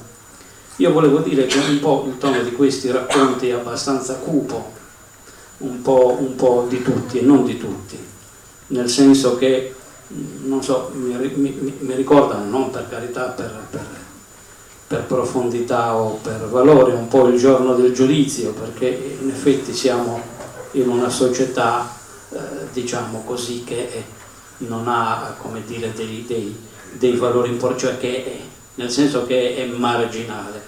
E questo chiudo subito, appare anche in quei racconti che sono menzionati poi successivamente. Volevo dire anche questo: è importante la scrittura, ecco, il lettore l'ha resa molto evidente. La scrittura è molto bella, non solo questa ma anche altre. Io poi, se c'è un minutino, vorrei leggere qualcosa anche da un altro tema, perché nella scrittura un po' c'è la nostra storia e si evince, si vede facilmente. Ecco, questo volevo dire, che molte volte anche nel decidere il primo, il secondo, il terzo, molte volte si tratta di uno scarto minimo, magari una parola detta da uno piuttosto che da un altro, quindi direi non è che il terzo classificato è il terzo, è un premiato, è bravissimo, e quindi abbiamo apprezzato molto quello che ha scritto. La ringrazio. E allora è il momento di dare la nominativa del secondo classificato, o Paradiso Boschi di Domenico Battaglia, La Maddalena. La lettura questa volta è da parte di Marcello Sorda.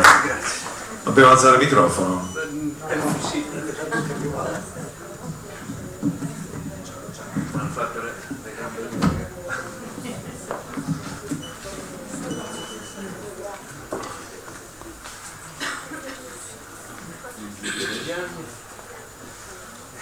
Allora, Paradiso Ospità è un racconto che si ispira a un episodio realmente accaduto alla Maddalena. Il prete, allora Monsignor Capula, che Dio lo abbia in gloria, in un caldo giorno d'estate dimenticò di dover celebrare un funerale. Venne rintracciato in tarda serata, piedi a mollo, a godersi sole e mare. Il suo sostituto in quell'epoca era fuori sede. La salma a un certo punto fu trasportata al cimitero locale. La messa venne celebrata l'indomani, poco prima della tumulazione. Guido il mare luccica e tira forte il vento. E qui da volta un mare luccicaia, ma di vento manco l'umbra. E parlando di umbri, manco qui da Duprete era stato possibile mirare. Agli enti in chiesa aspettaia da più di un'ora oramai, e non solo agli enti, considerato che si trattaia di un funerale. Bah, che mistero, che si fosse inteso male. L'hanno cercato in sacrestia, in dentro confessionale, ancora in casa sua, Sureda, che gli faceva pure la perpetua, ne sapeva meno dell'altro. No, non si può essere scordato, è fatto grave, aveva sentenziato, ma prima di far denuncia ai carabinieri voleva pensare di tutti. che fine aveva fatto tanto? Ma i voci più lestre da luci, mi ha preso a rincorrersi per l'isola. Una diceva che Monsignore era stato visto sul protetto dell'Opera Pia, con crocifisso dell'ammiraglio Nelson in mano, che gli l'aveva con sindaco comunista do paese. Aiutarlo, che era un cappellano militare americano di religione protestante, sì, la verità è che come protestai a io non protestai a nessuno.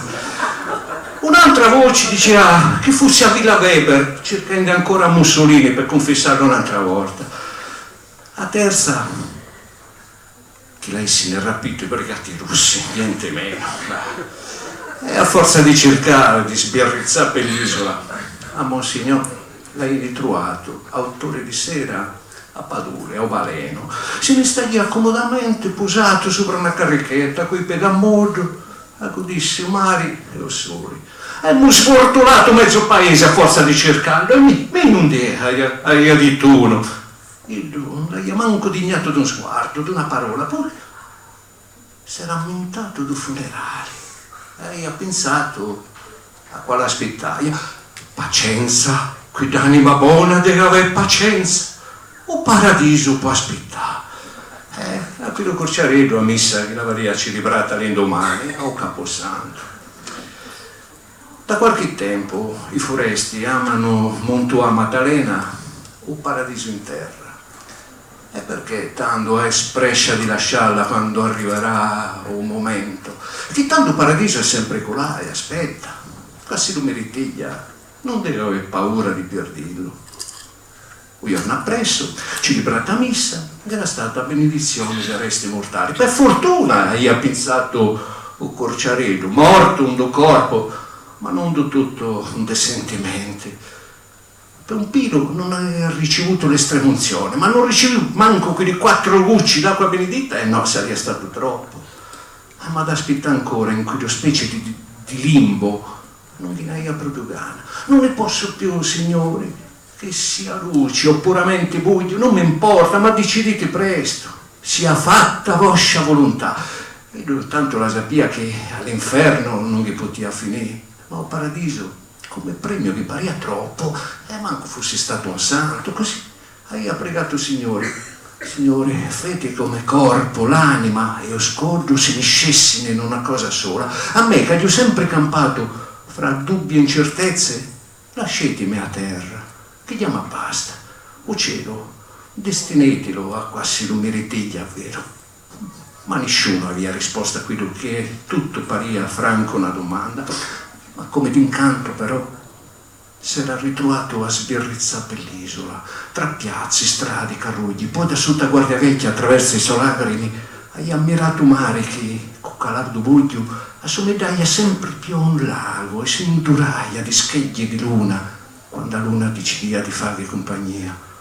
Chissà da quando è che non sciortia più di notte quell'uomo, perché qui da maraviglia non si lamentaia più.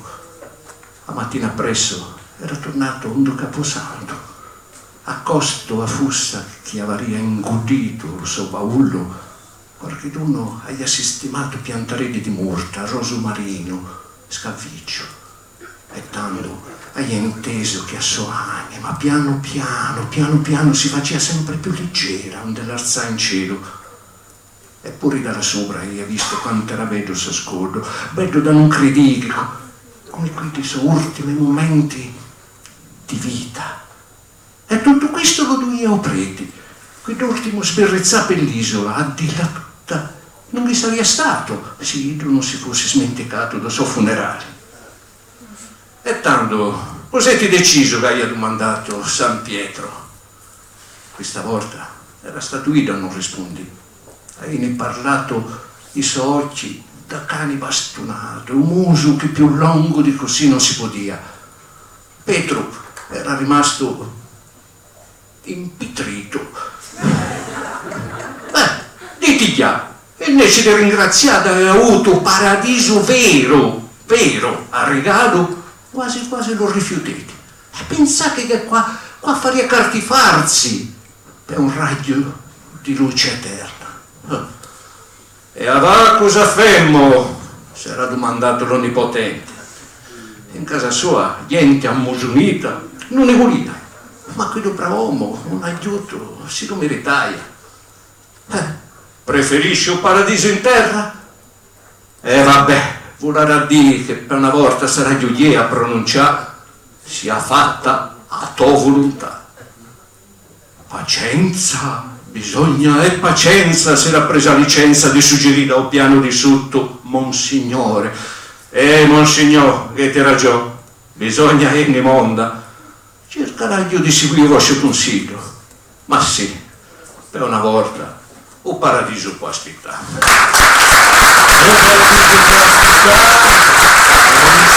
Marcello Sciolga, accogliamo il mezzo battaglia e viene premiato, si gioca in casa, da il direttore della biblioteca Marco Ronchi.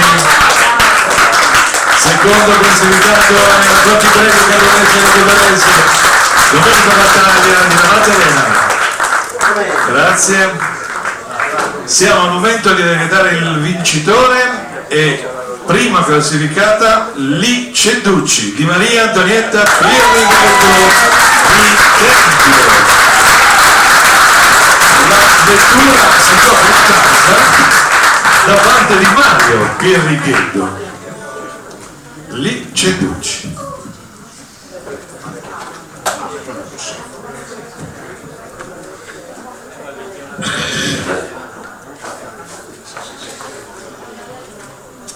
La volta che zio Domenichetto si prese lampame le mani e io le va a vendere un stale. Come lui dice, al centro va col batamme, l'estra che appese la rasoglia punziuta, che gli ha buttata di mano per smazzare il pesce. Si va zaldetta a Gustavi, state sicuro che non va a teta stasera. E se siete ancora io, come minimo ci siete all'ospedale. E tu sei parese, non siete aspettati a scudirmi così. E con capi crediti, con vostra moglie. Le disi a denti strinti. Aida non la de manco mintua. Non rispondisi con l'occhio, fuori da un cali per la frutta. Non sia che vi schiccia. Buchendi lemo, pur dallo zigarro, se ne intresi la stanza soia e s'affrescesi. Era solo una chita che era travadendo di Domenico Villè e gli era i pensendi ed andaminne. Ma ha chiamato a darlo conto una nipote soia, da poi che altri 4 femmini gli hanno fatto foggiatura. Non solo per i partesi, ma soprattutto perché ogni tanto si prova a battirli. Da che era andato male con i rumeni, che di sicuro non si racani con in mano da Ido, tanto gli ha domandato di buscargli una salda, con la speranza che sia stata più masera. Ma lì era asciutta arancica, certo che se non avrei avuto lei alla ula, con un strido minori e mio marito arresto, non mi sarei manco sognata di entrare a travagliare in casa sua. La lumina di zio Domenichetto non era tanta. La moglie mischina era molto un paio d'anni prima, dopo una ida di penitenza. La pizia Lucia era un pezzo di pane. E noi eravamo a rivedarsi. Ogni tanto la gattaglia posata all'umitale della Ianna, ancora di arro. Zia Lucia, gli hanno intravini che pioventi. Io mi so che giù savora, che capo, caglio, e allora mi tocca aspettare che torna Domenichetto con la chiave per aprirmi il portone. Il marito invece era in casa e ce l'ha bucata in una delle sue alzate di capo. La sappiamo tutti della carriera, ma facciamo finta di crederla per non farla per male. Ce la portiamo a casa nostra e ce la teniamo finché il marito non sa fare la Ianna. Dalla Grecia caia ci vediamo se era ancora di malumori o se pure male aia svintiato. Più di una volta però ci capitesi di della piena di malti biaitti e da cercare di quasilli, ma la cara non si da podia carragliare. E cos'è tutto zia Lucia? La domandami preoccupati. Nulla di male. A sera lo voglio aiutare un boccato e so cascare alle scale. Bisogna che pongano la lampadina all'entrata, se no si può stroppiare qualche uno. Hai sempre una scusa pronta. Zia Lucia, e comanda che siete tutta griffata? Oh, e se ti dicono che mi è capitato, tu pensa che sono conoscicata alla corte e ci sono covalata proprio in Antalya Rossi. Gli ha fatto vedo sciaccio, pesuta come so. Manco male che vi era Domenichetto mio che mi ha aiutato a pesarmi. Una di però, le tocchesi a trovare. dal balcone alto abbiamo inteso i gridini. Domenico Bellè era tornato a casa mezz'udito e lo che la moglie l'aveva fatto a cenare non le era piaciuto. Gli hanno bisogno di pipa a lamparle le mani, ma la volta non si era manca visto che era maculato noi, abitati là di sotto. Se lo c'è, le hanno detto da poi, non potete andare davanti così, perché ti fa ammazza. Io mai, zio Domenichello non è un uomo malo, che ogni tanto è nervoso. Ma non ve li potete perdonare tutti. Più ruola che ti fa, e peggio è. Noni, tocca dare pazienza. Vedete, a poco gli ripassa. La gli anni pesata così. Si dice che un macchino sia di 30 segarità. Quello di Domenico Bellè invece era il numero 37. Non si sa se dai dato di volta a mano o se era nato a mezzo sciarbellato. Fatto sta che hai la casa piena di caldardini. Io lo sa canto io. Ma più li tenia in un gabbione in mano, in un'agnata a fianco alla cucina. Gli altri erano chiusi in 30 gabbielli più minori, spalti chi cecchindi. Entrando in casa sentì il rufiaco e lo spapoglio. In ogni picco vera gutta di scagliola e tronci della tocca. Ancora se c'era cia stadia mundenti dalla mano alla sera, lo lupo era sempre brutto. C'è Domenichello con le succeducce che contrasta, diceva che lo comprendi al metodo dei cristiani e che le rispondiani pure. La sappia solito cosa raio si dicevano. Dicevi, l'ascoltavi tutti attenzionati e dopo le rispondiani con educazione. La sera che morisse zia Lucia però, i caldatini erano stati zitti, tutta la dì. Era tornata la parola da quelli dei funerali, quando zio Domenichello non era arrivato solo, con un palmo di moccichini. Nessuno riuscì a sapere cosa succedesse da poi, ma di tanti di chi stagliava culto, ci rendisemi conto che ero cantugno e agabbato.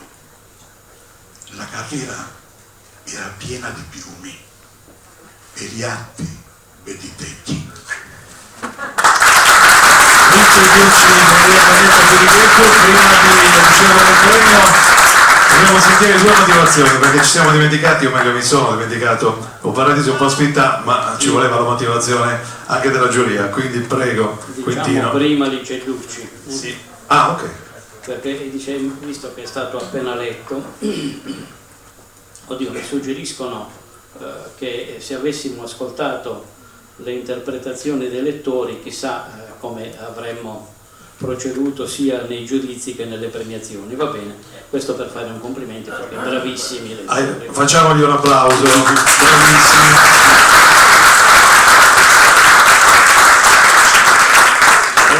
Allora, Licellucci in fondo è la storia di un'ossessione, almeno io l'ho vista così.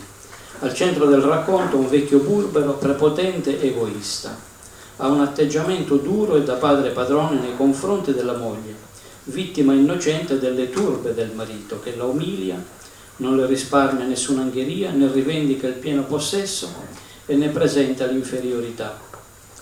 Vive in un ambiente nel quale non sono presenti strumenti per una possibile redenzione. Unico svago di quest'uomo è l'allevamento di numerosi uccellini in gabbie e voliere. Con loro cinguettio costante, quasi assordante e gioioso, non ne allietano l'animo, ma servono quasi a ottundere i sentimenti, perché avverte il mondo come ostile e ne tacitano la coscienza. Ma alla morte della moglie quel canto è un'accusa, un ricordare gli infiniti episodi ottusamente violenti di cui gli uccelletti sono testimoni.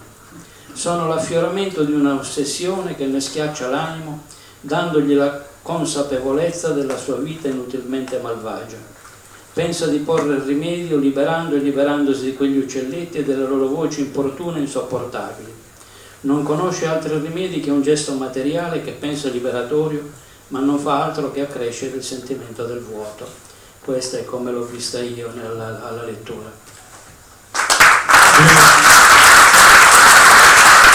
Per quanto riguarda Un paradiso può aspettare di Domenico Battaglia, è un racconto complesso questo, che si avvale dell'intreccio di diversi registri narrativi, almeno 3 se ne individuano. ma quello che sottende tutti è il tono un po' ironico e giocoso, come avrete avuto modo voi di ascoltando, di valutare. Un fatto di cronaca paesana basato su una smemoratezza senile di Monsignor Capula, se ne fa il nome quindi lo posso ripetere, che innesca tutta una sequela di situazioni insolite e delicate, pretesto per ipotesi maliziose e disinvolte su fatti, su persone e fatterelli locali, riportati con vivacità di coloriture a definire le psicologie e l'ambiente sociale. Ma nella riflessione del vecchio smemorato si affaccia la grande storia che lambisce, in qualche modo modella e trasforma la storia dell'isola di La Maddalena e che avrà delle conseguenze, almeno noi le conosciamo, anche se non abbiamo vissuto quegli anni pienamente. Così siamo immersi nelle vicende dolorose e avvelenate della caduta del fascismo e della prigionia di Mussolini, la cui ingombrante presenza scompiglia il quieto vivere isolano, pur dando un rilievo insperato alle figure del Monsignore e di alcuni notabili locali. Dunque cronache paesane, basate talvolta sul chiacchiericcio, sulle illazioni, riportate con vivacità e brio da personaggi pittoreschi. Un momento in cui la Maddalena sembra aprirsi alla storia universale, una piccola storia locale che si conclude correndo verso un epilogo onirico. Grazie mille, Lucio Mossa. Prego, è la volta allora di ricevere il premio. Maria Antonietta Pirighetto viene premiata da Tiziana Simola, giornalista della Nuova Sardegna Redazione di Olbia.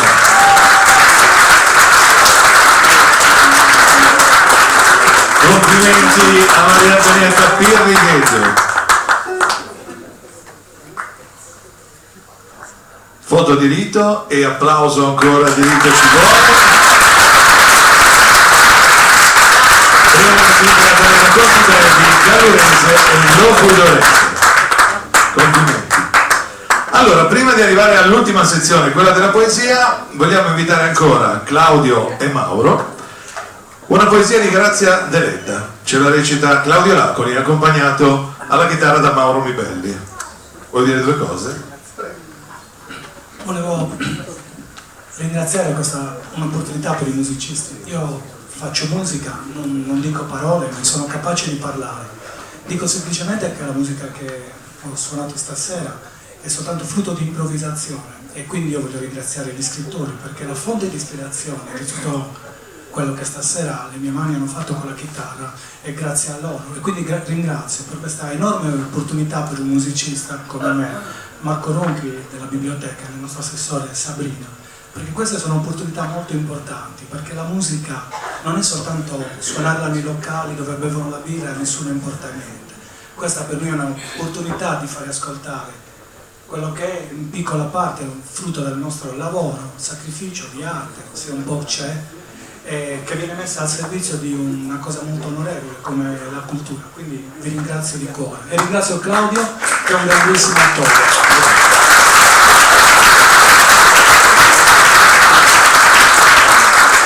Chiaramente dopo tantissimi anni ho rincontrato Maria Giovanna, avevamo collaborato quando eravamo piccolini insieme e quindi voglio ringraziare anche lei, una grandissima artista, grazie.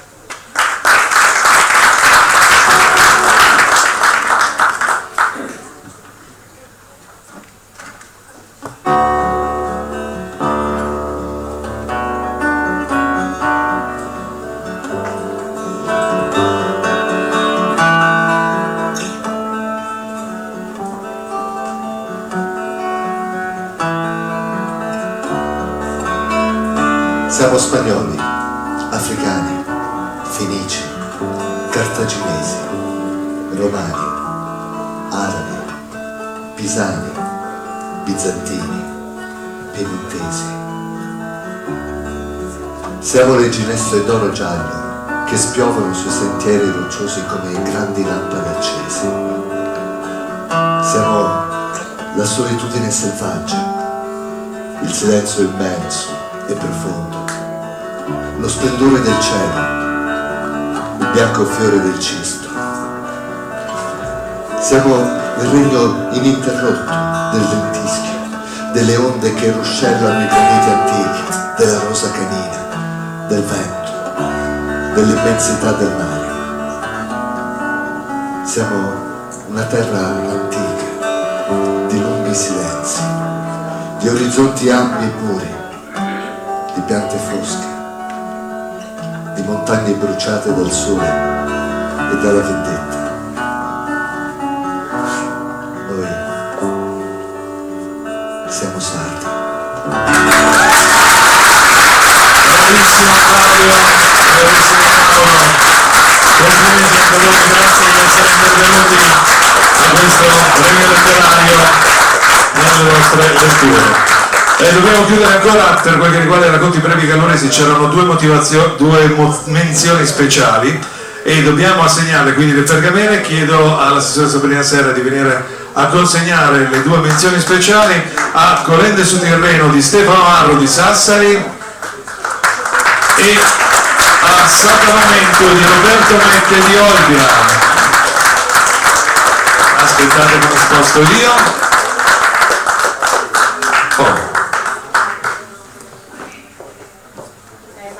No, sta arrivando, diamogli tempo. Roberto, eccolo qua. Sacramento di Roberto Mette di Olbia.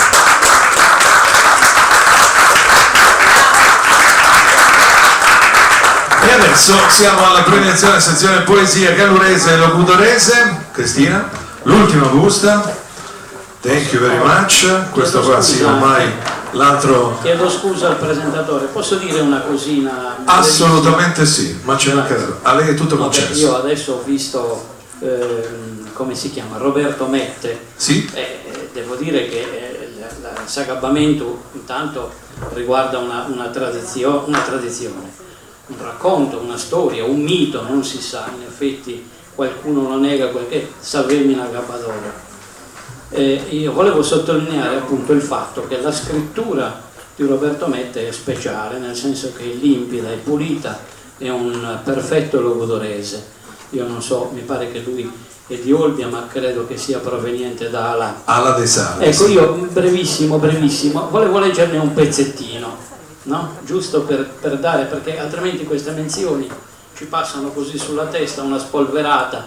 Ecco, giusto per dire il tipo di stile che Savemina Gabbadora, fi sempre femmina, caezzi sa femmina, assos grabbos e sapiedade de si comportare in momentos che abberugherente tutto su buono vagere e tutta sa delicatezza de questo mondo.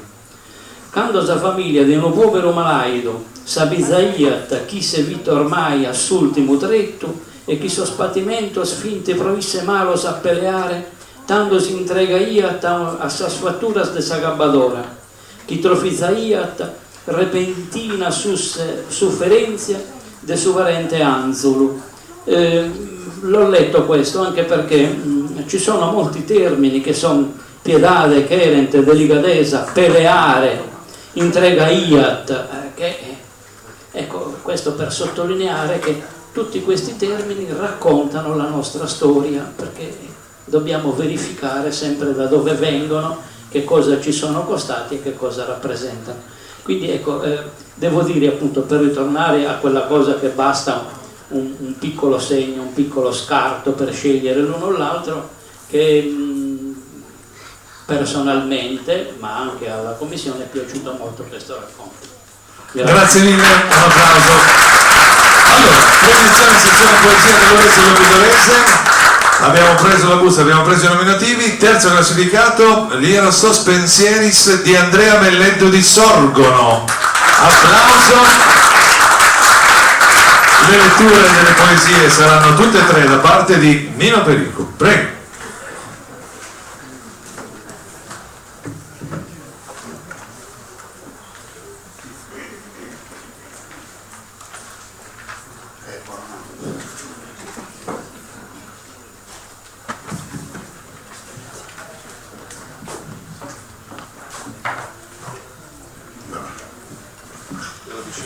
No, va bene così. Liero Sospensieri di Andrea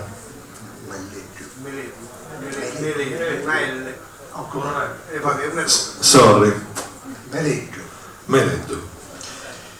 Lieros attudidos sospenseres, que olana atrevidos in saera, pesados con madriga e violiera, s'agattano i sospiri prigionieri.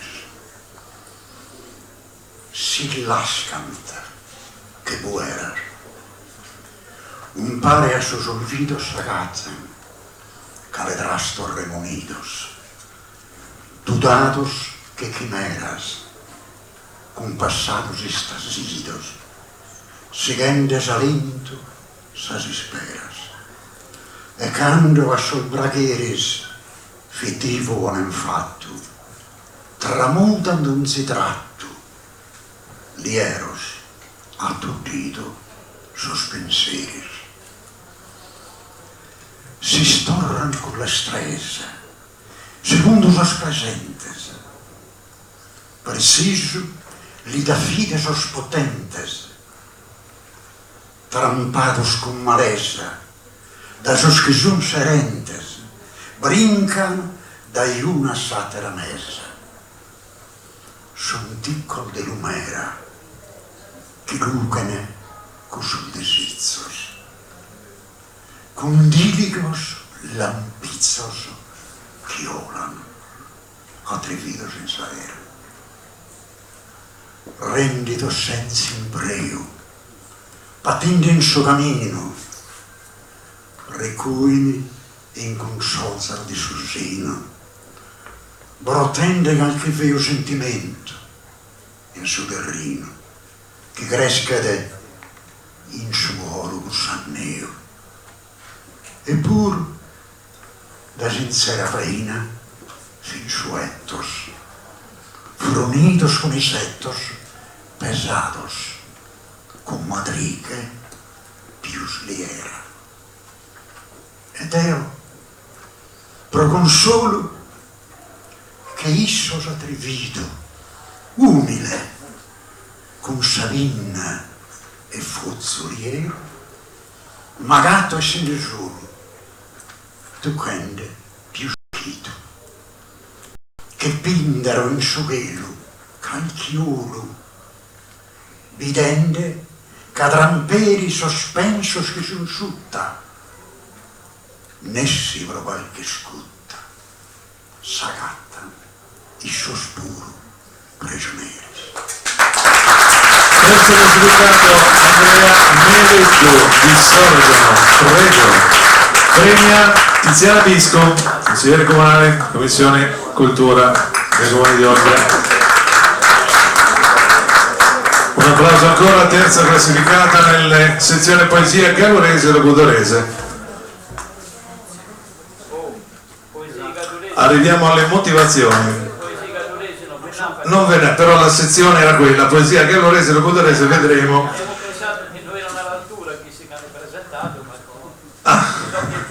Sentiamo la motivazione, Antonio Canalis. Rimani qua, sentiamo la motivazione. Son pensamentos medios e atraucados, a volta si perden in sa era, prisioneris de sa neula e sa vida, e a volta sa sagata con fozzesina de ingannia e de lughe che napole, fino a torrelle alivarados a su connotto in anneu, semenende in debadas rano de ispera, torrelle a iscutas a su connotto e a suo viso chi erano via luogo a correre, in sotterigino de su coro e in che lo lieros. Applauso anche per Andrea, grazie Andrea. E allora, secondo classificato, Luguerras di Sebastiano Noto e Eliano Cao di Sorgono. La lettura sempre di Nino Pericco. Eliano Cao, Luguerras. Lo stile metrico è una quintiglia,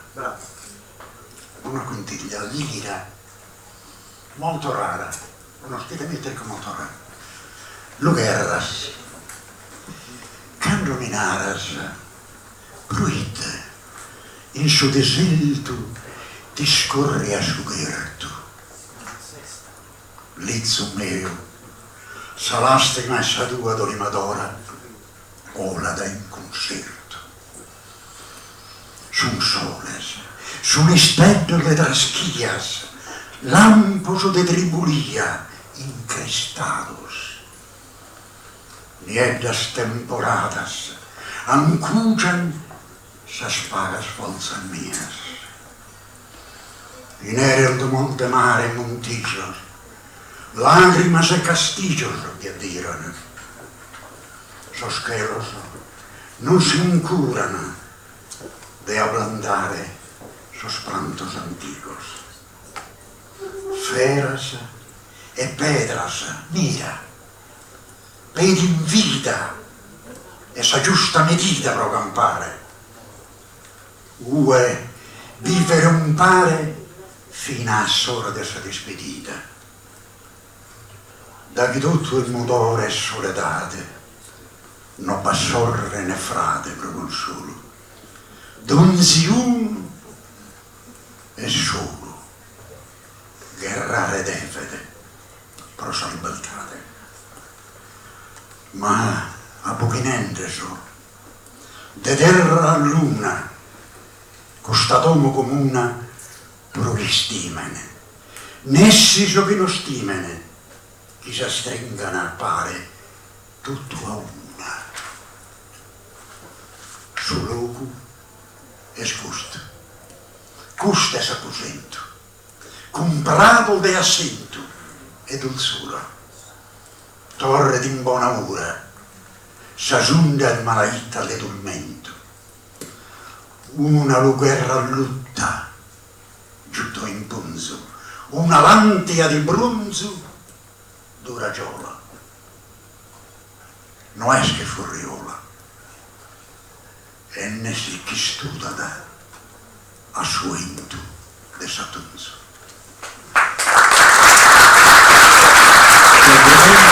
Sentiamo la motivazione di Antonio Canais e poi procediamo alla premiazione. In sa sandera dessa vita, ad arrivare chi tutto si camurutulere, intorno nieddo se che lo sattorogio, e chi su malo essa vita non che drazzere al logo di combatta e de terichino feoso, chi manco sicchiri a ue punnana, si del niedda cali sia di pera e sole, e pare chi non bappa daidu a pesare ulu, tanto toccata delle giocare a pizzo su connotto, so sammento, so cammino de sisetto, proghi su entu fritto, non disciuga sa luguerra e si spero, quadu, che in tutto noisi, homines desallina. Abbiamo già cambiato da Maria Giovanni Cerchi, secondo classificato Buenos Aires, nella sezione poesia gallurese e locuttorese. Arriva la foto di diritto.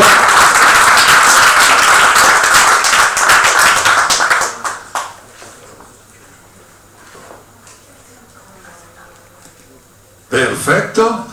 E allora è il momento di decretare anche il primo classificato di questa ultima sezione, la quarta di questo premio letterario Città di Olbia, è arrivato alla sua terza edizione. Prima classificato Nonna da Dores Muda di Antonio Sannia di Bortigali. Legge sempre, o meglio recita, Nino Pelli. Antonio Sannia di Bortigali, un'ottava lira, notatura e muda, carigna o superiore, che gioca di sorrino, e non contas, s'aspenas che son bruttas, s'aspena di dolore, che calan che traino, e in mezzo e vedrà siccas e dirruttas, che ligan cielo e terra, su zamele e su mele, in questa guerra. Cosa agarra in scossa, che deri si desizio, come è sul motore, e che persone, fritta come mentellosa, che inserra con suizzo, semenato pro gioco e passione, in terra, vuliata, che tu l'avrore risanguantonata, de zampe nel mutato, su petto il piaitto, pare te che per nascere una rosa, una mano pintato, prosto tempo fritto, attero vestire luce, però si sposa, raida de mille speras, voladas, che nanuda in sasaeras.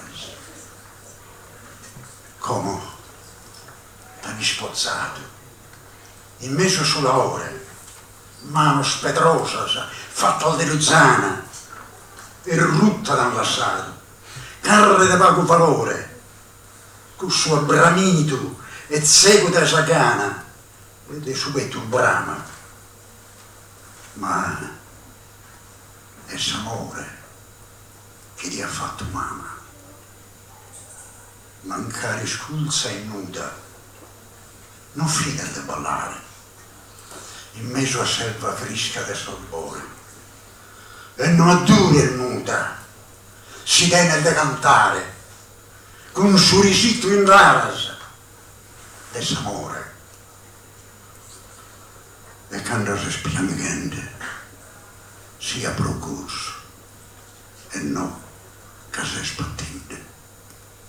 Grazie. La poesia vincitrice, non quello segna, però sentiamo una motivazione da parte di Antonio Ganis. Su gioco è amore, sa si pera, su gozo e su grasa mi pare rimbolato sul meso di sta rocca picca, dai su traino andato. Rutto so sentito, pellido su risetto, fuida sa lugura, pare che su gelo le sia torre in terra. Su poeti pinga sa mamma nova a pesare su socio dai su luto, a novettare a samuta, sa frutture nebita del salore pellido, a ti bozza di cantare e torna su visito a sallara di sa mamma noale.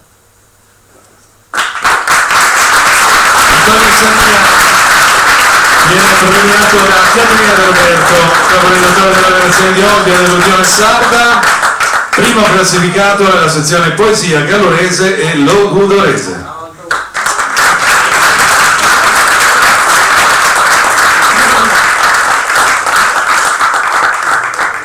Voto di rito, un attimo che arriva anche quella del direttore della biblioteca, così rimane nel ricordo. Tra l'altro questa serata è andata tutta online sul web, potrete anche rivederla, basta cercare appunto nelle pagine di YouTube la biblioteca civica Simplice.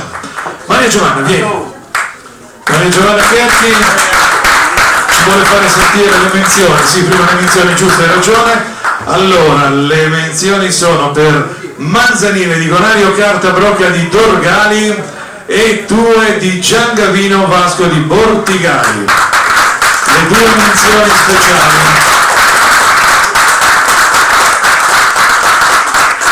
Sono le 2 menzioni speciali. Sabrina, eccola qua, che dà le 2.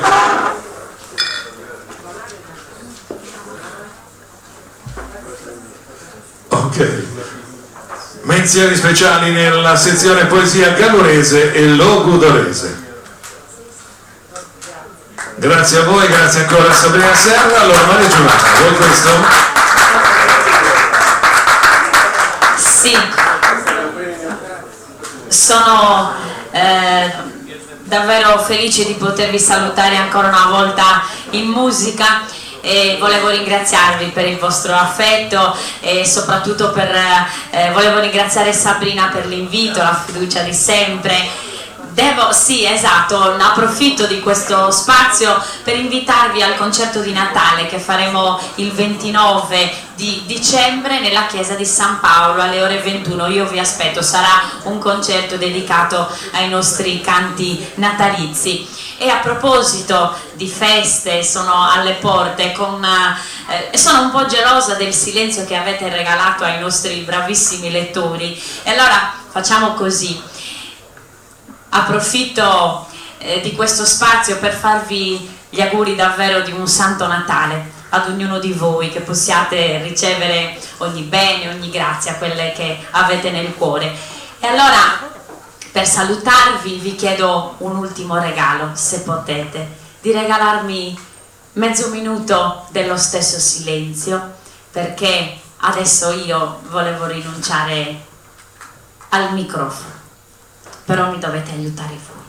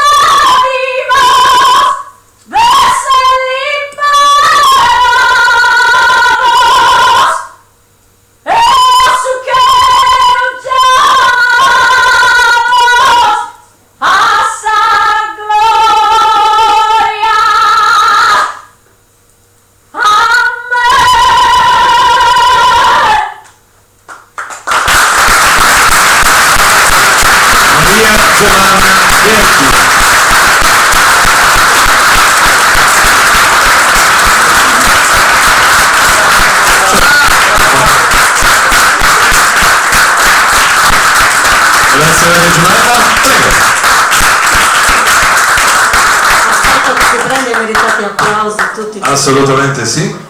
Io volevo dire soltanto una cosa, sono gaduresa, scrivo poesie in gaduresu, ho fatto un percorso in galurese che per me è stato importante.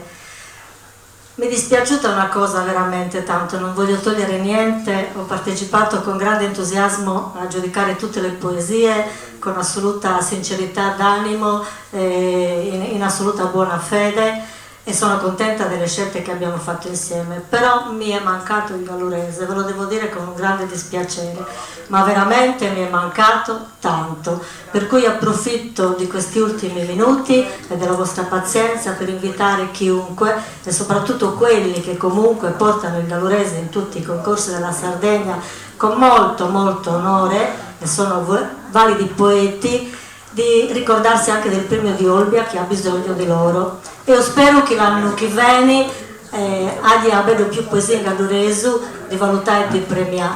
Grazie. Grazie mille, Maria Teresa Zaina. Sono arrivati vicino a me, visto che siamo in ultra ritardo, l'assessore Sabrina e il padrone di casa Marco Ronchi. Dobbiamo fare gli ultimi ringraziamenti e naturalmente salutare per ultimo, voi avete già parlato abbastanza, faccio io. E allora, naturalmente ringraziamo l'amministrazione comunale che ha finanziato e voluto questo premio giunto alla sua terza edizione, per la prima volta con premi in denaro che sono stati poi dati ovviamente oltre alle targhe. Gli attori, e vi chiedo un applauso, Claudio Laconi, Nino Pericco, Marcello Sopra e Mario Pierigheddu, il musicista Mauro Mitelli e naturalmente la cantante Maria Giovanna Cheppi, la giuria, l'applauso più grosso. Come poi mi scuso per l'inizio, avrei dovuto dirne molte di più su di voi, ma il fiato mi è mancato per la febbre di questa mattina, e quindi il premio alla giuria, il presidente Alberto Capita, Maria Teresa Inzain, Antonio Canali, Quintino Mossa e Natalina Piras. Ovviamente tutti i 189 partecipanti al premio letterario, l'applauso va a tutti voi che avete partecipato e a quelli che non ci sono. Al pubblico presente ci mancherebbe altro, il sottoscritto me lo faccio io, e poi per finire abbiamo detto tutto. Mi sembra che l'ultima cosa che possiamo farvi è tanti auguri di buon Natale da parte mia, da parte di Sabrina, da parte di Marco, e naturalmente arrivederci per il prossimo anno nell'edizione numero 4 2017. Grazie a tutti e buona serata.